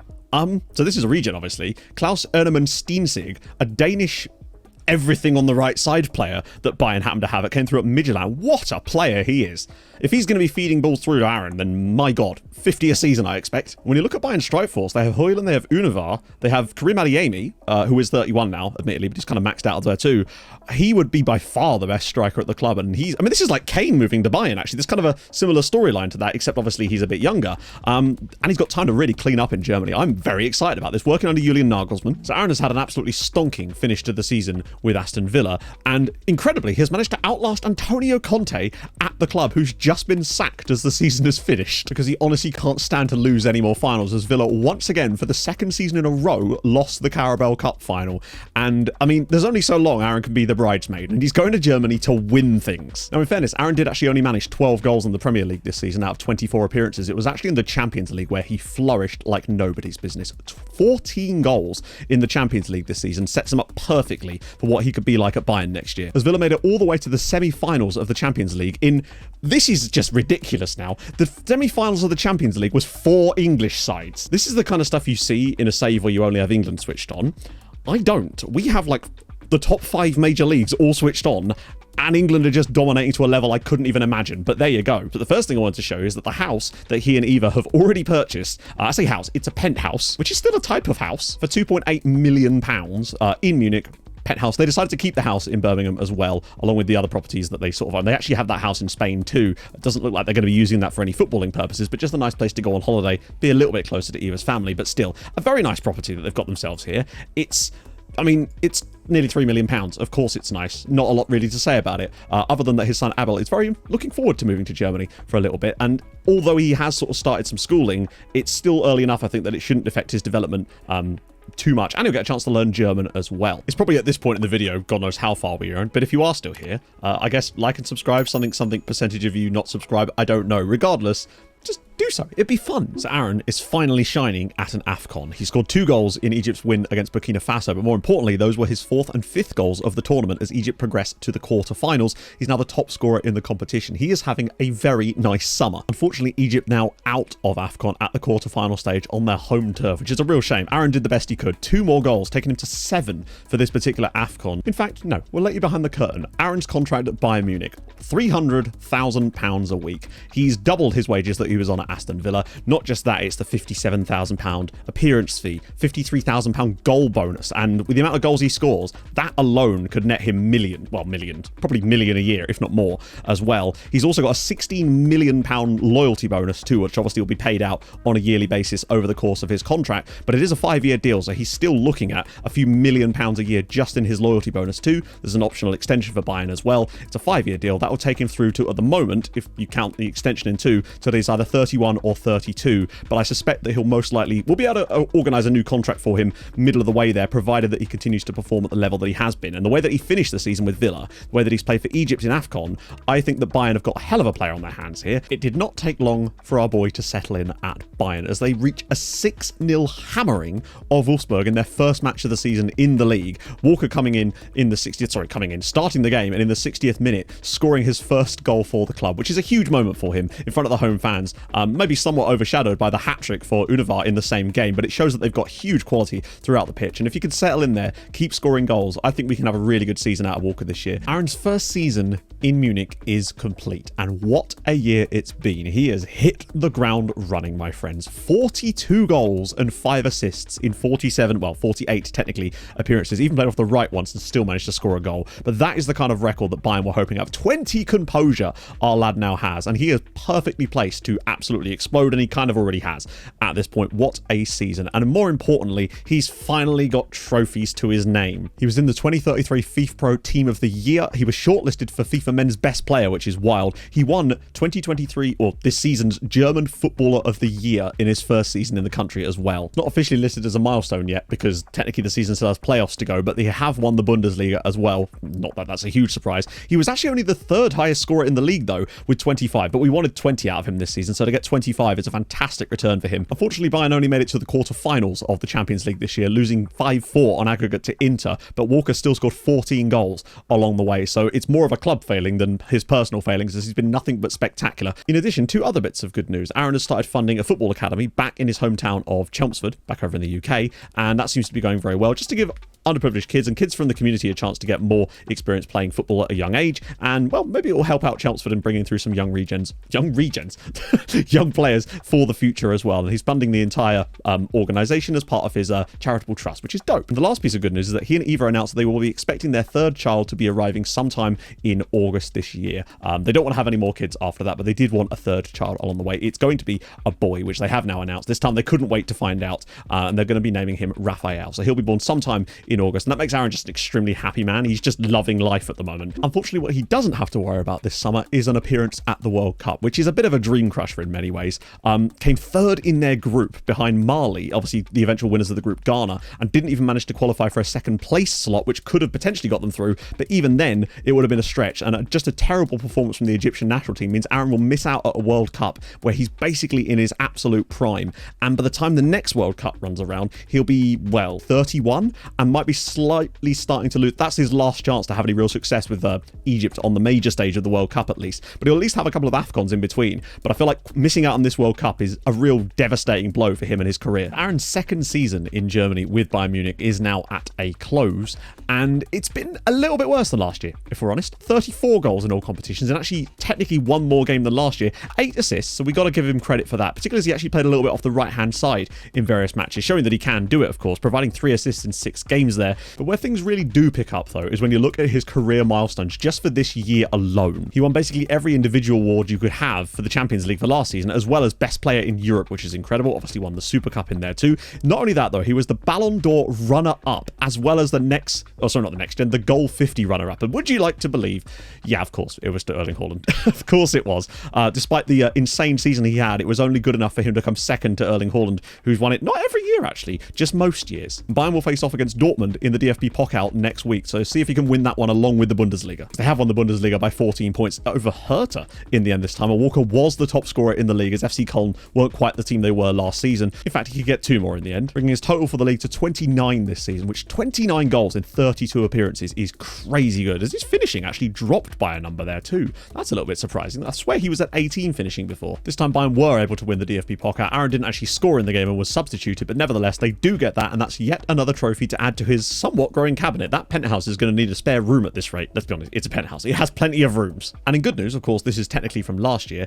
Aaron and Eva did did welcome their third child into the world. Raphael was born on the 12th of August 2034. That becomes their third child and probably the last one they're going to have. And his oldest rather, Abel, is excelling at youth football as well. So maybe it just runs in the family. But the biggest piece of good news for Aaron over this period is that he and some friends have launched their first business venture together, and that is an athletic and sportswear brand called Apex Tread Apparel. He's already got some good contracts lined up with some other people. He'll be wearing, of course, their clothing when it doesn't interfere with his current sponsorship stuff, but I think it's just a good venture for him to have if he can make this work. I mean, the fact is, one of the best players in the world wearing those clothes is no doubt going to allow him an extra income stream, and we've really been trying to prioritize getting him some income streams outside of football as well. We've been investing all of his sort of endorsements and stuff elsewhere to make sure that he's got money for after retirement, because we didn't want him to be in the situation that sometimes befalls so many footballers over the years, where they spend way too much while they are earning and then have nothing for retirement if things don't come good for them. What I want to show you is I noticed when I was having a little gander that the new Saints of Wales got into the Champions League group stages, which is just amazing, frankly. They got a draw. Who did they get a draw against? Oh, God. The last time I did this, it was Besiktas when we were really surprised. So I'm going to say I reckon Shakhtar. I reckon they got a draw with Shakhtar. Basel, a 2-2 draw away at Basel. That was both of their only points. Fair play to the Welsh club. That's actually kind of mad. They knocked out Ludogorets on penalties, which is a huge result, but then somehow beat FC Copenhagen to get into the group stages. And actually, that first game was actually their only point, but then they lost every game after that, including a 9-0 hammering by Manchester City, including a game against Aaron's team where he didn't score, because I don't think he was even in the lineup for that game. But just a wild thing to see TNS get to the group stages. And the last thing I wanted to show you is I saw this scroll across the top when it was signing a new contract. Real Madrid have a goalkeeper who is their starting keeper called Drew Train, which is I just really like that as a name. The best thing about him is he's half English, half German, born in Lowestoft, but he is now the England national team goalkeeper, and he's called Drew Train. In addition, of course, he's actually broken the Bundesliga scoring record this season with 29. So those 2 goals on the final day made a massive difference. He was voted best player in Europe again. He won the Golden Shoe for the first time as well, and also broke the Egypt goal scoring record with his 69th goal. And I don't know who was currently holding the record. It might have even been Mo Salah, actually. Unfortunately, it was the end of the road for Egypt, as yet another red card really did cost them in this game. Walker still scored a late goal, but it wasn't enough. Comes home with 5 goals in AFCON yet again. It's just a nice little tally to add to him. Aaron's third season in Germany has now come to a close, and this is a slightly strange one, in the sense that 35 goals and 14 assists is actually probably his best overall contribution to the club through this period, with 49 in all competitions, which is fantastic, in 47 appearances. But it's the fact that he spent most of over like 60% of the year playing off that right-hand side, and still 18 goals and 10 assists from that position is fantastic, and he's exactly the kind of guy for the job. But you can see that when played through the middle, he is utterly prolific, and this year has not been given the opportunity to play there. I've been having discussions with the club, because it's like, well, why are you playing one of the best strikers in the world off the right? It just doesn't make any sense. And he's still able to score a decent amount of goals there, but he could be doing so much more when played through the middle, and it's led to some sort of testy situations, really. The bad news this year is that while Aaron was away with the team in Liverpool, actually scoring at Anfield in a 4-1 defeat during the group stages, his home was broken into, and luckily Eva and the kids were not there at the time, but that is a very scary moment for him, and potentially sort of shocked him a little bit, particularly as it's, in theory supposed to be very, very safe, given that it was, a penthouse apartment, but there was rumours that money was slipped to people to allow people to get into the property, and a lot of goods were stolen, and I think it's just made him feel a little bit unsafe, frankly. So he is looking at purchasing potentially another property somewhere outside of the city. The good news is, of course, they did win another Bundesliga title, but only by a single point over Gladbach, and I think part of the reason is, why are you not playing him as a striker? He was unable to score anywhere near as many goals in the league this season as a result of it. But more importantly, the best news of all, though, and this is the crowning achievement of his career so far, really, is that he did win the 2034-35 Ballon d'Or.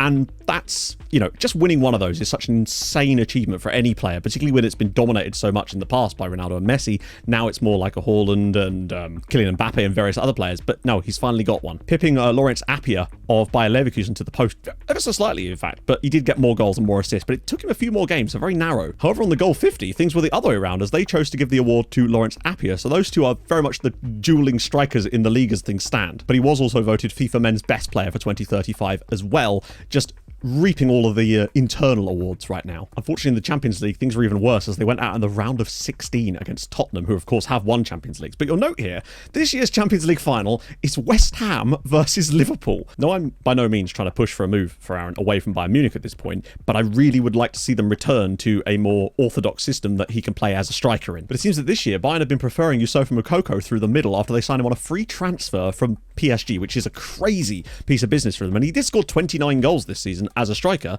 but Aaron had more than that, playing off the right-hand side. And surely, I mean, this is the thing. He is a couple of years older than Aaron, and I'm hoping Aaron can get himself back into the team as more of a striker next season. But that is something we would potentially have to look at, were Bayern to persist with playing Aaron sort of out of position, really, in a position that he shouldn't really be playing in. So another season in the books for Aaron, now his 4th full season at Bayern Munich. And again, a very good year for him in general. 35 goals in 45 appearances, 10 assists as well, so 45 in 45. The man is literally good for a goal contribution every single game. This year, though, a bit more parity when it comes to his playing time, but still not as much as we would have liked, frankly. It's still just over half this time of his games are played at striker, and he managed to score over a goal a game when he actually played through the middle for Bayern, and still managed to contribute 9 goals and 5 assists when played out wide, but you can see how good he was through the middle and why he should have played there more. Whereas you compare that to Moukoko through the middle, who played 40 times through the centre, 22 goals and 5 assists from that same period of matches. Clearly something was not right here. Now, Bayern did trigger Aaron's contract extension clause, so he does still have 2 years left on his deal, but really this is the summer and certainly the next sort of 6 months or so where we want to be looking at kind of the future. So it's either stay at Munich, stay at Bayern, continue to improve here and get a new deal, and I feel like he's deserving of one. Whether it would be for a contract bump, I don't know, but I feel like there is probably one more big contract in Aaron, or it's a question of if they don't move on something like that, we could potentially look to move him on next summer for a big move somewhere else, but it would just depend on if there is any interest. Something as well that happened this year is his disciplinary record certainly seemed to take a bit of a dive, with 10 yellow cards and a straight red card in the Bundesliga, which is surprising, frankly, for a guy that usually only gets booked once a season. He certainly stepped it up on the old dirtiness this season, particularly with that red card, and part of that, possibly from what Aaron's told me, is just the frustration of being played sort of out of position, knowing that he could do so much better if he was allowed to play through the middle for Bayern. And I do feel like potentially that's something we might see more of next season, but there's a slight other problem, and that is that Aaron made some comments about manager Julian Nagelsmann and the tactics and the fact that he didn't like being played out of position on a podcast, and that certainly got him into quite a lot of hot water. Look, mate, I just think that the managerial decisions being made are awful. You bring me in as a star for the club, then end up farming me out wide. Like, what the hell is that? Manager is a complete mug. I've already proven myself for this team through the middle, and now they want to change it to not upset the new guy. I won't say anymore or I'll be in trouble, but it just don't sit right with me. It caused a lot of backlash on social media, as you can imagine, as well as in the press in general, and Aaron has tried to make up for it in any way he can, which is why I've actually got a statement to read on Aaron's behalf. It's just one of the things agents have to do. It's only brief, but bear with me. It's fine. Let me just find the part. Aha! Got it. I want to take a moment to publicly apologise for the recent comments regarding our manager's tactics. I deeply regret my words and any harm they may have caused. I understand that my role as a player is to trust and respect the decisions made by our coaching staff. I am committed to working together as a team, both on and off the field, to achieve our goals. I have personally addressed this with our manager, and we are moving forward in a positive direction. Thank you for your continued support. I promise to focus my energy on contributing to our success as a united team. There you go. But on the positive side of things for Aaron this year is the amount of individual awards he's won. Because for the second season in a row, he won the Ballon d'Or, but this year added goal 50 to the list as well as men's best player for FIFA Pro Team of the Year, everything. Player of the Year. He won every single individual honour that you could win. And back-to-back Ballon d'Ors is nothing to be sniffed at. So, in spite of him playing out of position, and I think the thing that really he enjoyed the most is that he won the Ballon d'Or ahead of Yusufa Moukoko. And I think that's deserved, really. Like, he scored 5 more goals. He's got 5 more assists. Better average rating over the season. He deserves that. And I think part of his drive at the moment is just because he feels like Moukoko has been given favourable treatment than him, and he feels like he should get that starting role at Bayern. But that's the situation right now. Whether that will change moving into next season, I don't know. And in other really bad news, Egypt didn't even get into the qualifying groups for the World Cup. They lost to Angola, and as a result, Aaron has no chance at playing in the 2038 World Cup, which was probably his last big chance to do something on a major stage with Egypt. And it's ironic that his best performances for Egypt at a World Cup will come at the very first World Cup he played at when he was 18 years old. But that's just how football is sometimes. It's a cruel beast. As for Bayern overall, winning the league by 12 points, relatively comfortable. Aaron's still top scorer in the league with 24 goals, despite not even playing through the middle for much of the season, or for like a little bit more than last time, but still, that's a remarkably good. And just imagine what he could do if they play in there more. Champions League this year was yet more disappointment as they once again fell at the quarter-final stage to Tottenham. But one thing you will notice is that West Ham did in fact win the Champions League last season, which is just mad to me. Haaland's still top scorer this season as well. He must be about 36 by now. This is what Aaron can do when he's played in the proper position. The season is complete. His 5th year at Bayern Munich, but this is by far, I would say, his best ever. 46 goals in all competitions for Bayern Munich this season, playing, as you can see, almost exclusively through the middle. 45 in 47 when played there, and 49 goal contributions.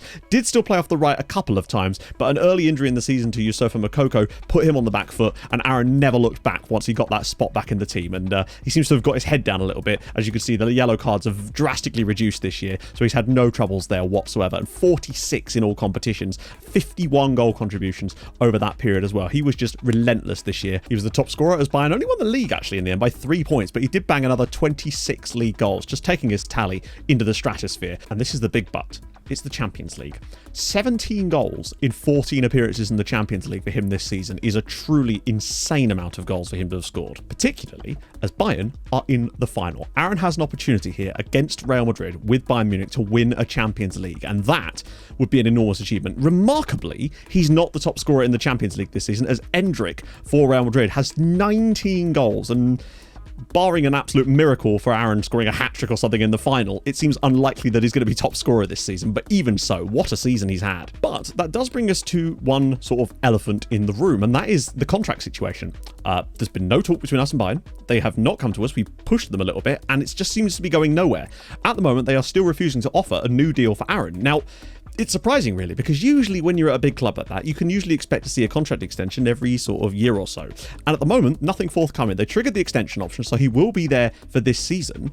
And I think the issue we would have is a similar situation to that which we had with Aston Villa, where were we to try and push for a move for Aaron in this summer, the fees that Bayern would demand for him would be absolutely exorbitant, no matter what we do here. But I think we're going to have to wait and see what happens in the Champions League final. On the milestone side of things, though, the amazing form continues. Yet another Ballon d'Or, another Goal 50 award, basically winning every single award under the sun. I don't really have anything to report about Aaron as far as his off-the-field activity. He's just kind of got his head down this season. Once he was given that starting role back as a striker, he's just been absolutely prolific. He's been so injury-free for the last few seasons for much of his career as well, which has really, really helped him. Because he did have a few injury issues when he was at Aston Villa, but at Bayern Munich, there's something in the water there, and it is absolutely tasty for them right now. You can see the only 2 injuries he suffered this year for Bayern Munich were a 3-day and a 5-day. Absolutely nothing of real note since back in the days when he was having sort of 3 or 4 week injury. Had a lot more injuries back at Aston Villa.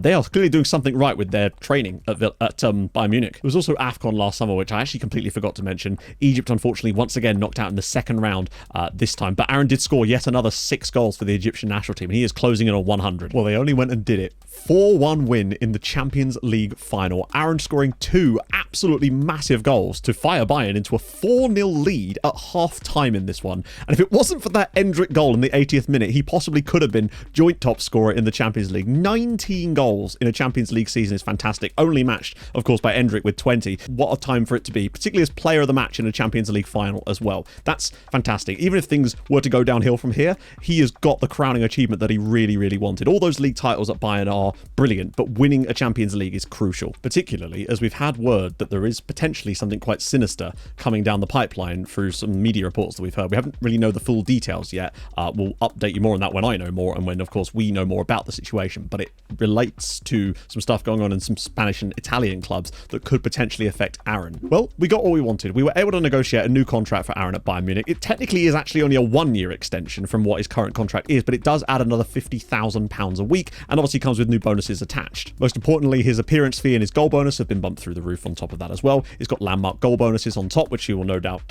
reach, and obviously it adds another 1-year optional extension on the top. So he's essentially an Ursat's 3-year or 2-year extension in general, but Aaron will be very, very happy with that, as we were debating as to whether a move back to the Premier League might have been on the cards this summer, given that he might have felt like he'd achieved all he could. So another year in the books for Aaron at Bayern Munich. Now, you might notice before anything else that his caps and goals for Egypt have dried up, and the reason for that is Aaron and I came to the decision that it was just too much flying for him, and he figured he had no real chance of playing in the next World Cup for Egypt because he couldn't even really guarantee that they were even going to get to the damn thing. So he made the decision to hang up his boots internationally, to just concentrate on his domestic football with Bayern Munich. And this season, it's been pretty damn good, really. 41 goals, 10 assists this season, solely through the middle as well. 10 assists while playing as a striker exclusively is extremely impressive.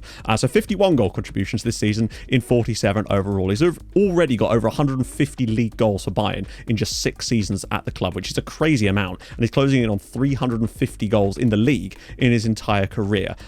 He's he's tracking at an insane rate. Though this year, he definitely has suffered from a few more injuries. I assume it's just as he's getting slightly older, although there could potentially be other reasons for that. And that is the sort of dark, sinister thing we were talking about last time around. Now, of course, this is all allegations at this point, and both me and Aaron, of course, deny any sort of involvement in things like this. Essentially, there was an expose published by one of the large European newspapers that alleged that all sorts of shenanigans were going on at some of the top sides in Europe, especially in England, Spain, Italy, and Germany. Now, it related to the uses of banned substances when it comes to injury recovery and various other factors like that. Now, Aaron has, again, denied any involvement in anything like that, and as far as I know, there's been no involvement in anything like that either. But his injury record at Bayern has been utterly stellar, and it has led some people to, again, make claims that are completely unfounded about potential issues in that side of the game. Now, the majority of the allegations centered around clubs in Spain and Italy. However, there was some links with some doctors that had potentially worked for clubs in Germany, and it's all a bit murky at the moment. Now, Aaron has told me that he doesn't recognise any of the names on that list. However,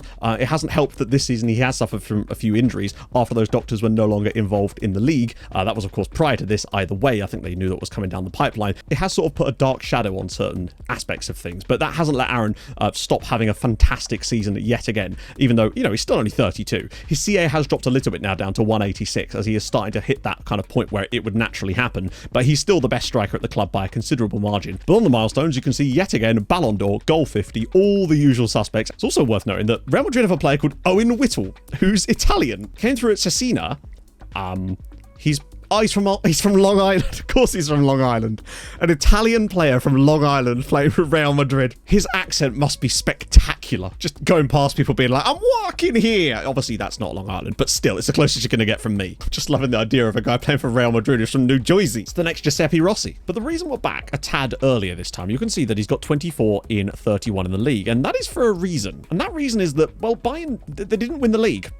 They are 12 points behind Borussia Mönchengladbach, who have got 88 points and just the one defeat. They're the first team to finally break Bayern's hegemony at the top of the league. I mean, Bayern have still had a stellar season. 76 points is not amazing for them, and that might be partly why Aaron scored less goals, but still a plus 52 goal difference. It's the fact that Gladbach are 12 points clear of them.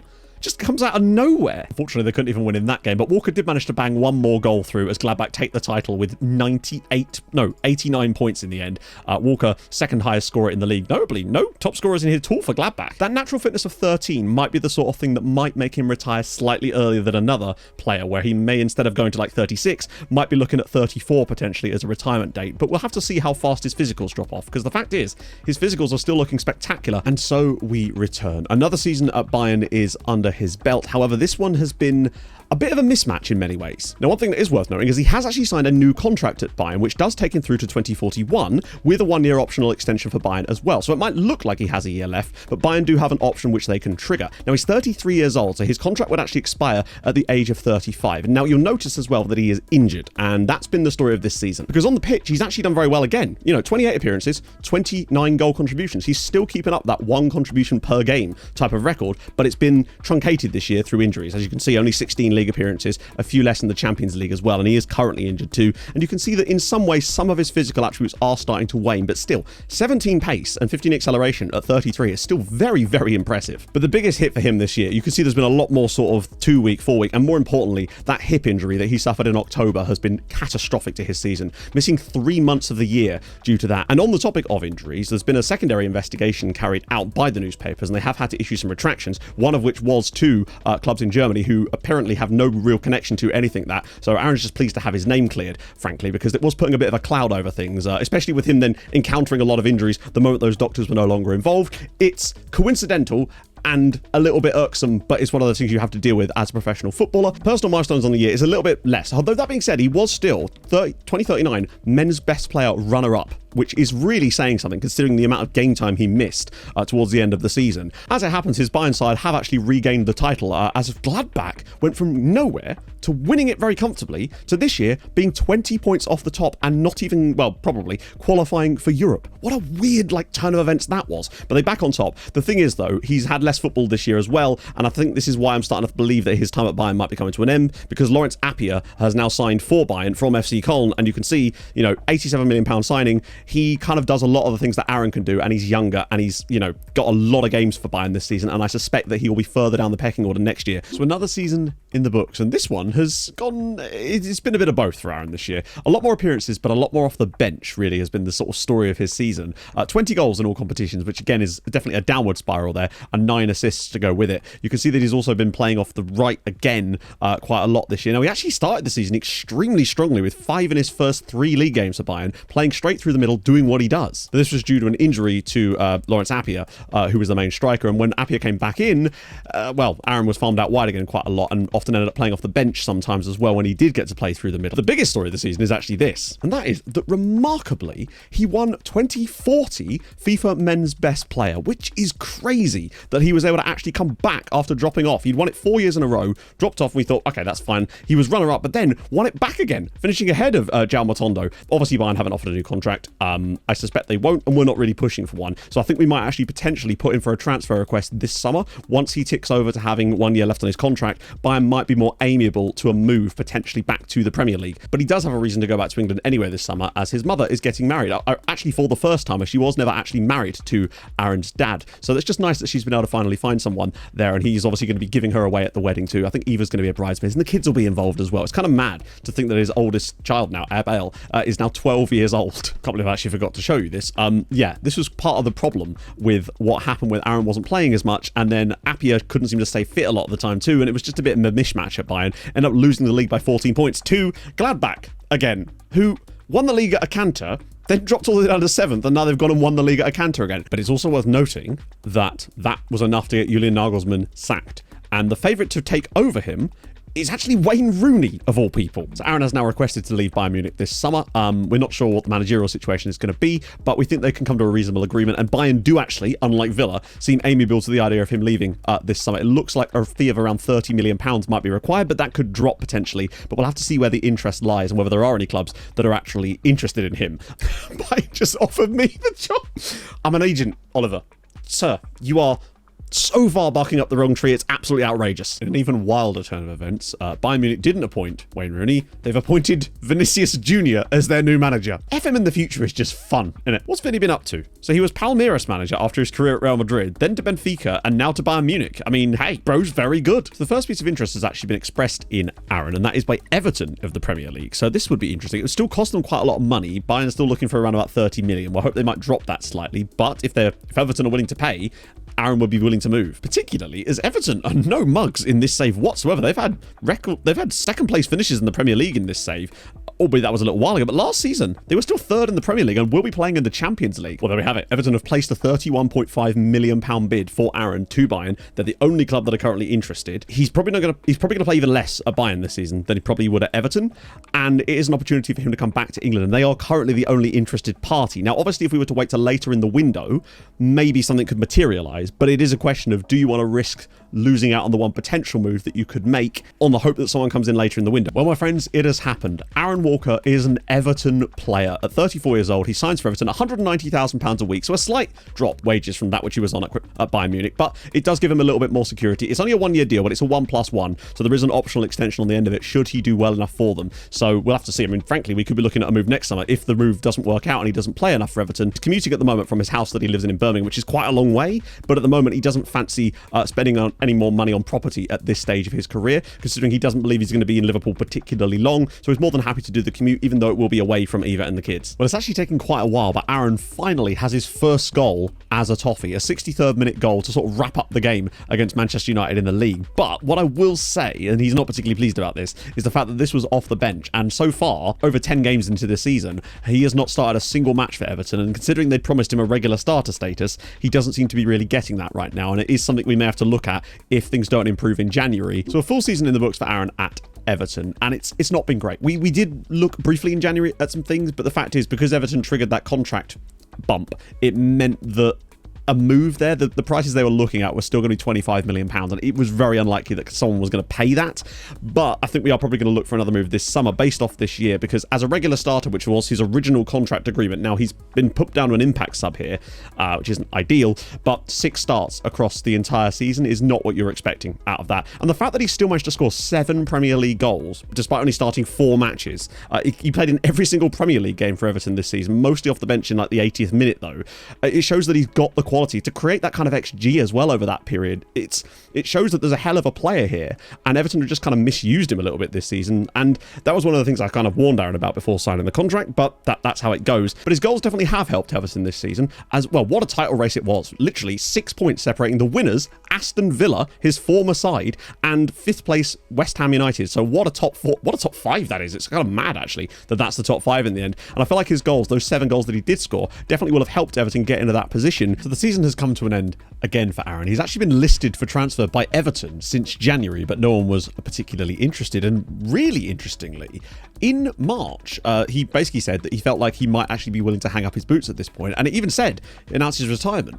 So I had a little look, and basically the manager at Everton, who is Simone Inzaghi out of interest, actually convinced him to stick around a little bit longer. But at the same time, Everton aren't offering him a new contract, so I'm not sure exactly what him and Inzaghi are cooking up here. But what I would just say is, I don't think in the entirety of FM23 have I, as a manager of a club in my save, with players at the club for 15, 20 years I have a huge rapport with, ever managed to get a single one of them to reconsider their retirement. But nevertheless, Aaron has decided that he's not actually done yet with things. Now, it looks like he will be leaving Everton on a free this summer, but since he's postponed his retirement, it looks like he is going to be looking for a club this summer, and we now get to find his final club. And that's really exciting to me. Not only that, man has actually had a very good season. 14 goals this season for Everton, including 12 in the Premier League in just 8 starts. Once again, he's played 35 Premier League games for Everton, mostly off the bench, admittedly, but double-digit goals in the Premier League for this Everton side is actually crazy that he's managed to find his way back into the first team over the second half of the season to playing double digits. Unfortunately, his pattern of coming runner-up in trophies when playing in England continues as Everton lost the Carabao Cup final, which he actually did play in for them as well.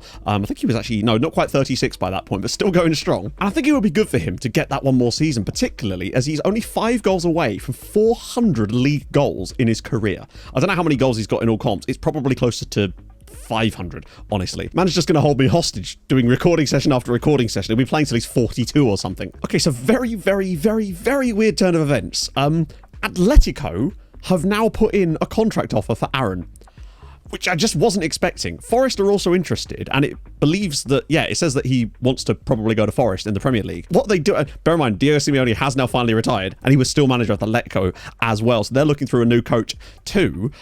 It's just strange to see, I would have expected someone like Forest potentially to be a team that would be interested, but Atletico?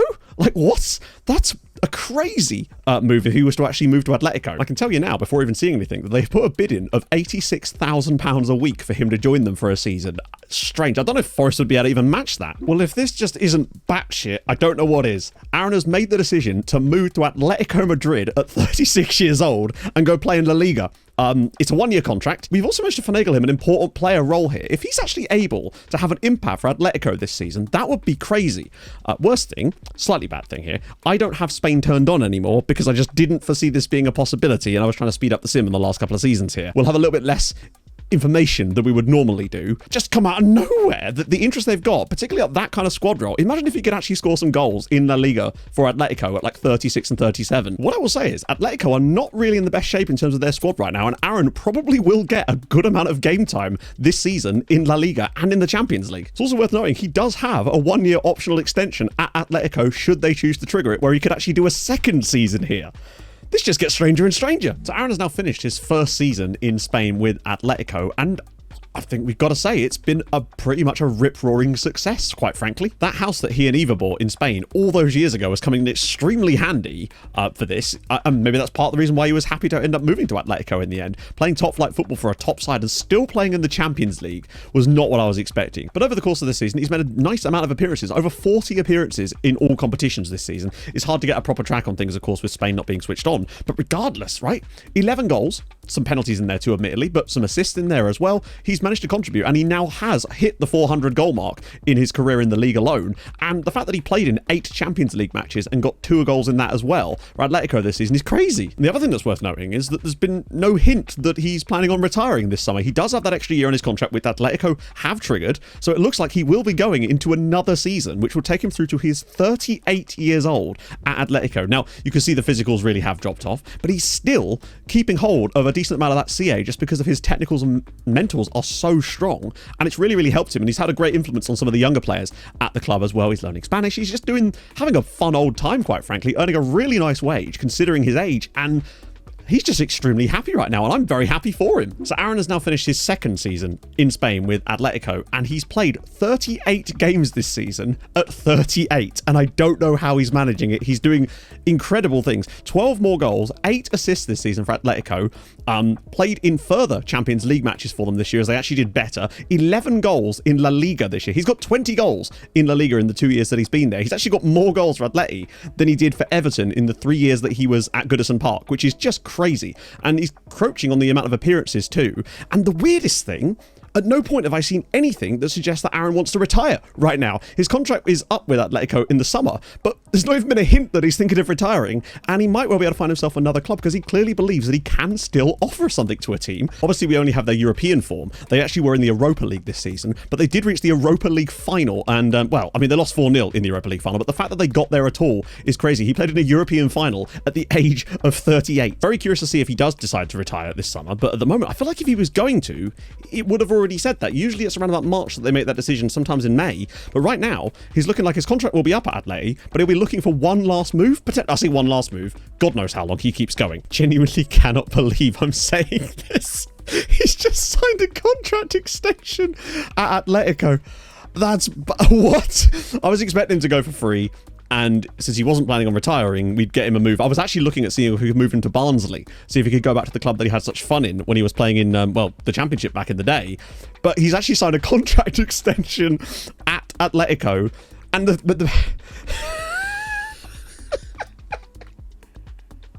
it's got a 1-year extension clause in it. Bro, hey, I'm happy for him. It's wild. This man is a machine, and surely he will probably not see that option out. But 1 more year in Spain? I'm not even sure what to say anymore. So basically, he's had another season with Atletico, which we knew was happening, and he actually did come off the bench and made a substitute appearance in La Liga, but that's his 1 appearance of the year. But that's not the thing. The thing is, he signed a contract extension in October or December or something? Yeah, 27th of December. He signs a new contract with Atletico that takes him through till next summer with a 1-year... He's 39 years old. Let the man rest. He's just happy earning a paycheck. Obviously, it dropped his wage down even further here. But again, I don't understand what's going on. And it could be because he's moved to a league that's not switched on. I'm just utterly baffled that he's going to be 40 years old in the middle of next season. And he will still have... they won't... I say they won't trigger it. I don't know. I really just do not know what's going on right now. We're going to progress because he may still announce that he wants to retire, potentially. Because I think it sometimes usually happens in March, and then sometimes it can also happen in May. So we'll see if maybe he does then decide to retire. But at the moment, he's like an Egyptian Teddy Sheringham. Off he goes. Wild. Crazy thing is, I reckon that if he'd have not signed that contract extension with Atletico last summer, I probably could have got him a move to the Championship where he actually would have played football. So since it seems that he's not made the decision to retire, I've made him a deal basically. Look, I'll find you a club where maybe you could actually play some football this season because you're not going to get any games for Atleti. So let's try and find him a move back to England, maybe to the Championship, where he's got 111 CA now. It really has dropped over the last couple of years. Imagine that. He's not a quick man anymore, but still, I reckon there could still be a club that could use him this year if he's insistent on continuing for 1 more season, maybe. Clubs like Barnsley are now pretty much off the cards. Only team I can see him getting any potential game time in, maybe even then I don't think he would be somewhere like Rotherham. Actually, change my mind. He could probably still get a game for Sheffield United. Let's see if we can make this happen. Well, here we go. Sheffield United. £450,000 move from Atletico Madrid to Sheffield United in the Championship. He's on £5,000 a week there. 1-year contract, no option for an extension. I'm just hoping that he'll actually decide to retire at the end of this season now, given that it's a 1 year with no option.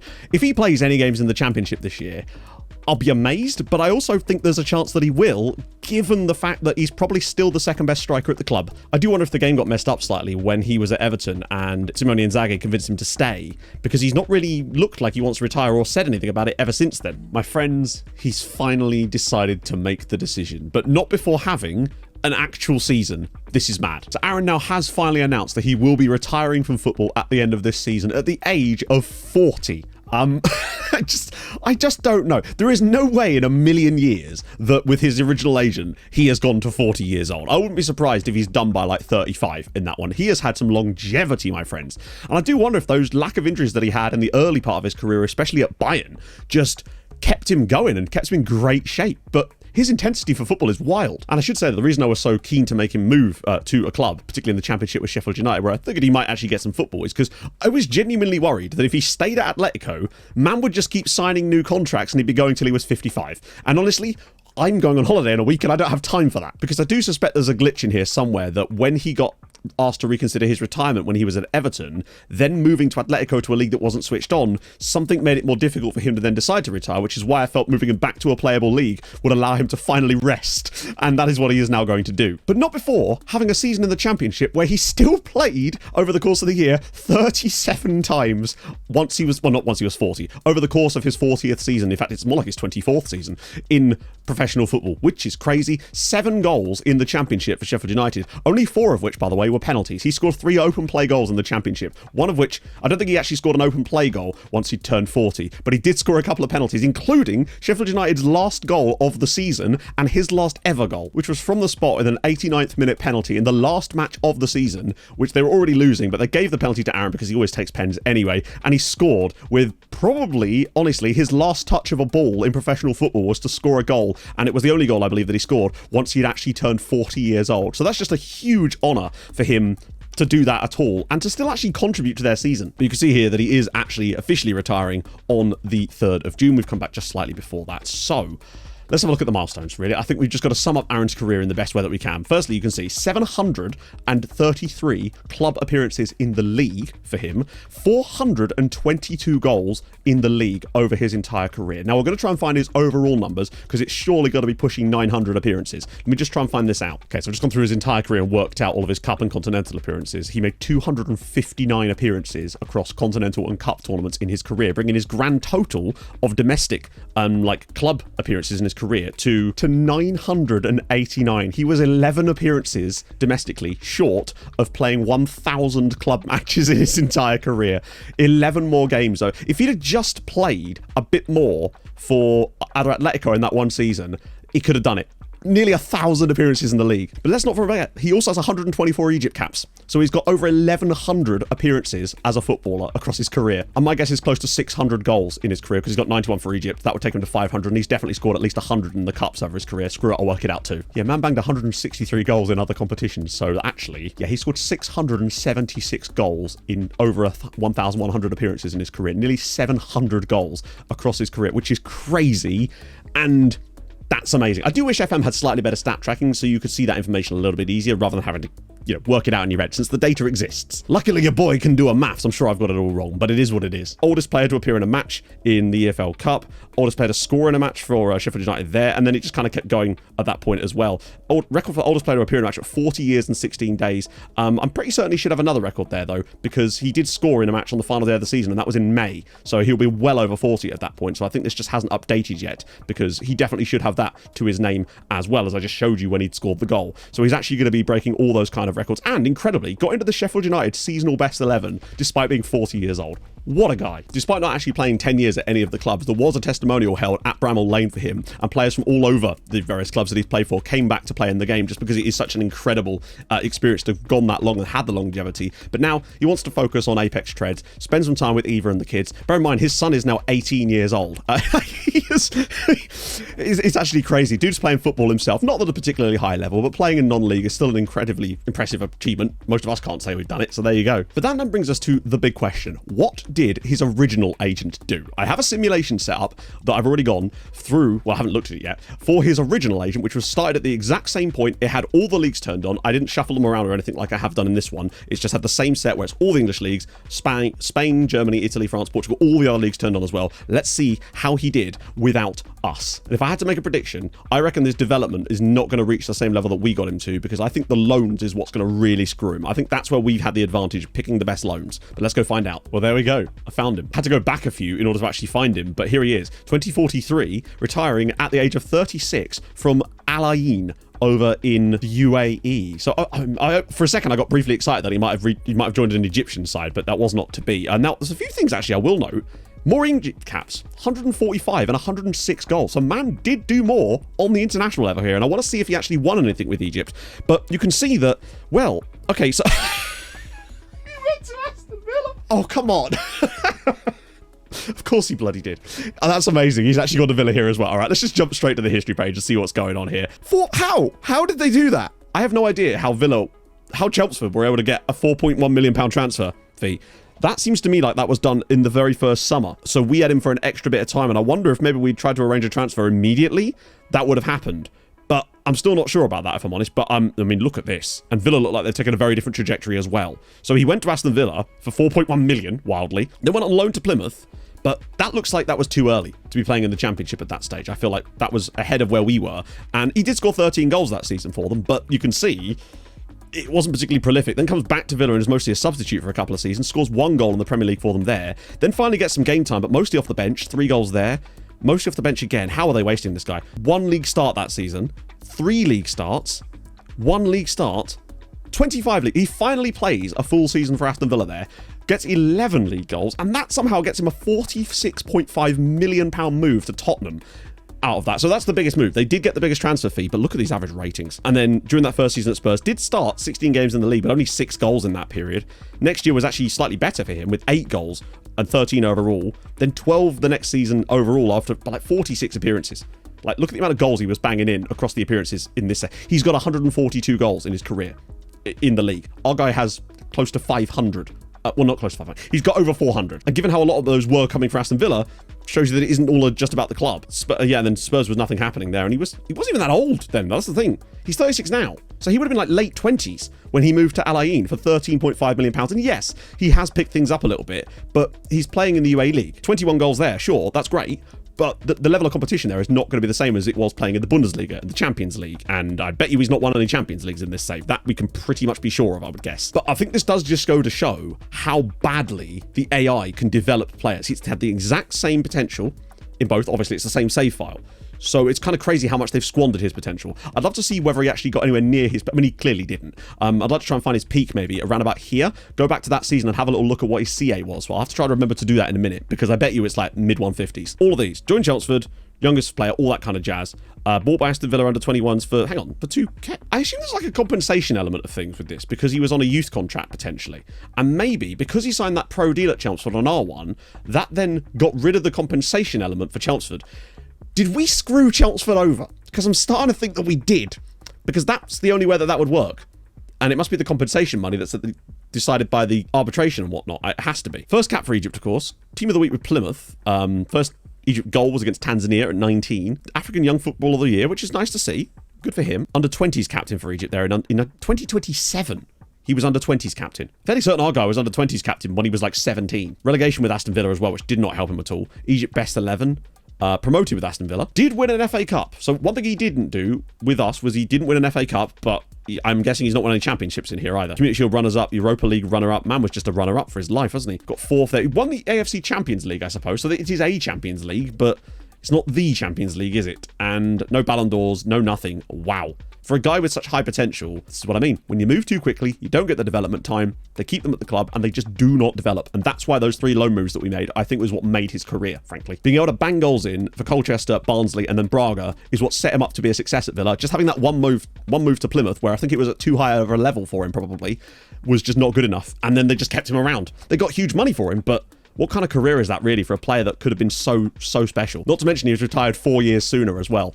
Earning a lot of money, no doubt, but I still think we'd have earned more money in R1 too, because Bayern Munich pretty much nailed on. This is actually before he moves to Spurs, but I assume he's wanted by Tottenham here, you can see. And that's Villa's asking price. They actually ended up getting a bit more than that. 150 at 27 years old. I think our Aaron had pretty much reached 190 by that point, and I can't imagine that he's going to go much further than 150. And it's why it's so important to get football at an early age in FM. Let this be a lesson as far as youth development goes. And we've kind of taken a lot of that into account count with the way we've developed Janosch over on our MTK save, which obviously is now finished by the time you're watching this, but still, we found out that his PA was 186 or 183, I think, and we basically developed him all the way to that by the time he was 20 years old, just by getting him football regularly. And by this point, he was actually earning £80,000 a week at Aston Villa, which is a good amount, but I'm fairly certain he was on 160k a week with us. Yeah, even his contract at Spurs is only 186. And by the way, at 29, he's got 151 CA. So yeah, you can see as well that finishing never really went up the same way it did when he was with us. The composure is still fantastic, but there we have it. The story and the career of Aaron Walker. I know this has been a long video, and if you're still here, then thank you for that. And this is probably the last proper video I'm going to be doing for FN23, but lots of big stuff coming for FN24. We've done it twice now, but nevertheless, thank you so much for joining me today. If you have enjoyed this video, I would appreciate if you would drop a like on the video. If you are new, then do subscribe. I would like to do more stuff like this. It's hard to know at this point when I put this together because I have so much footage to try to make this into a really cohesive video. I imagine it's long. Hopefully it's been good. I've enjoyed making it, and I hope you've enjoyed watching it. So yes, I'll see you guys very, very soon. Hold your gun. Capybara. Bye-bye.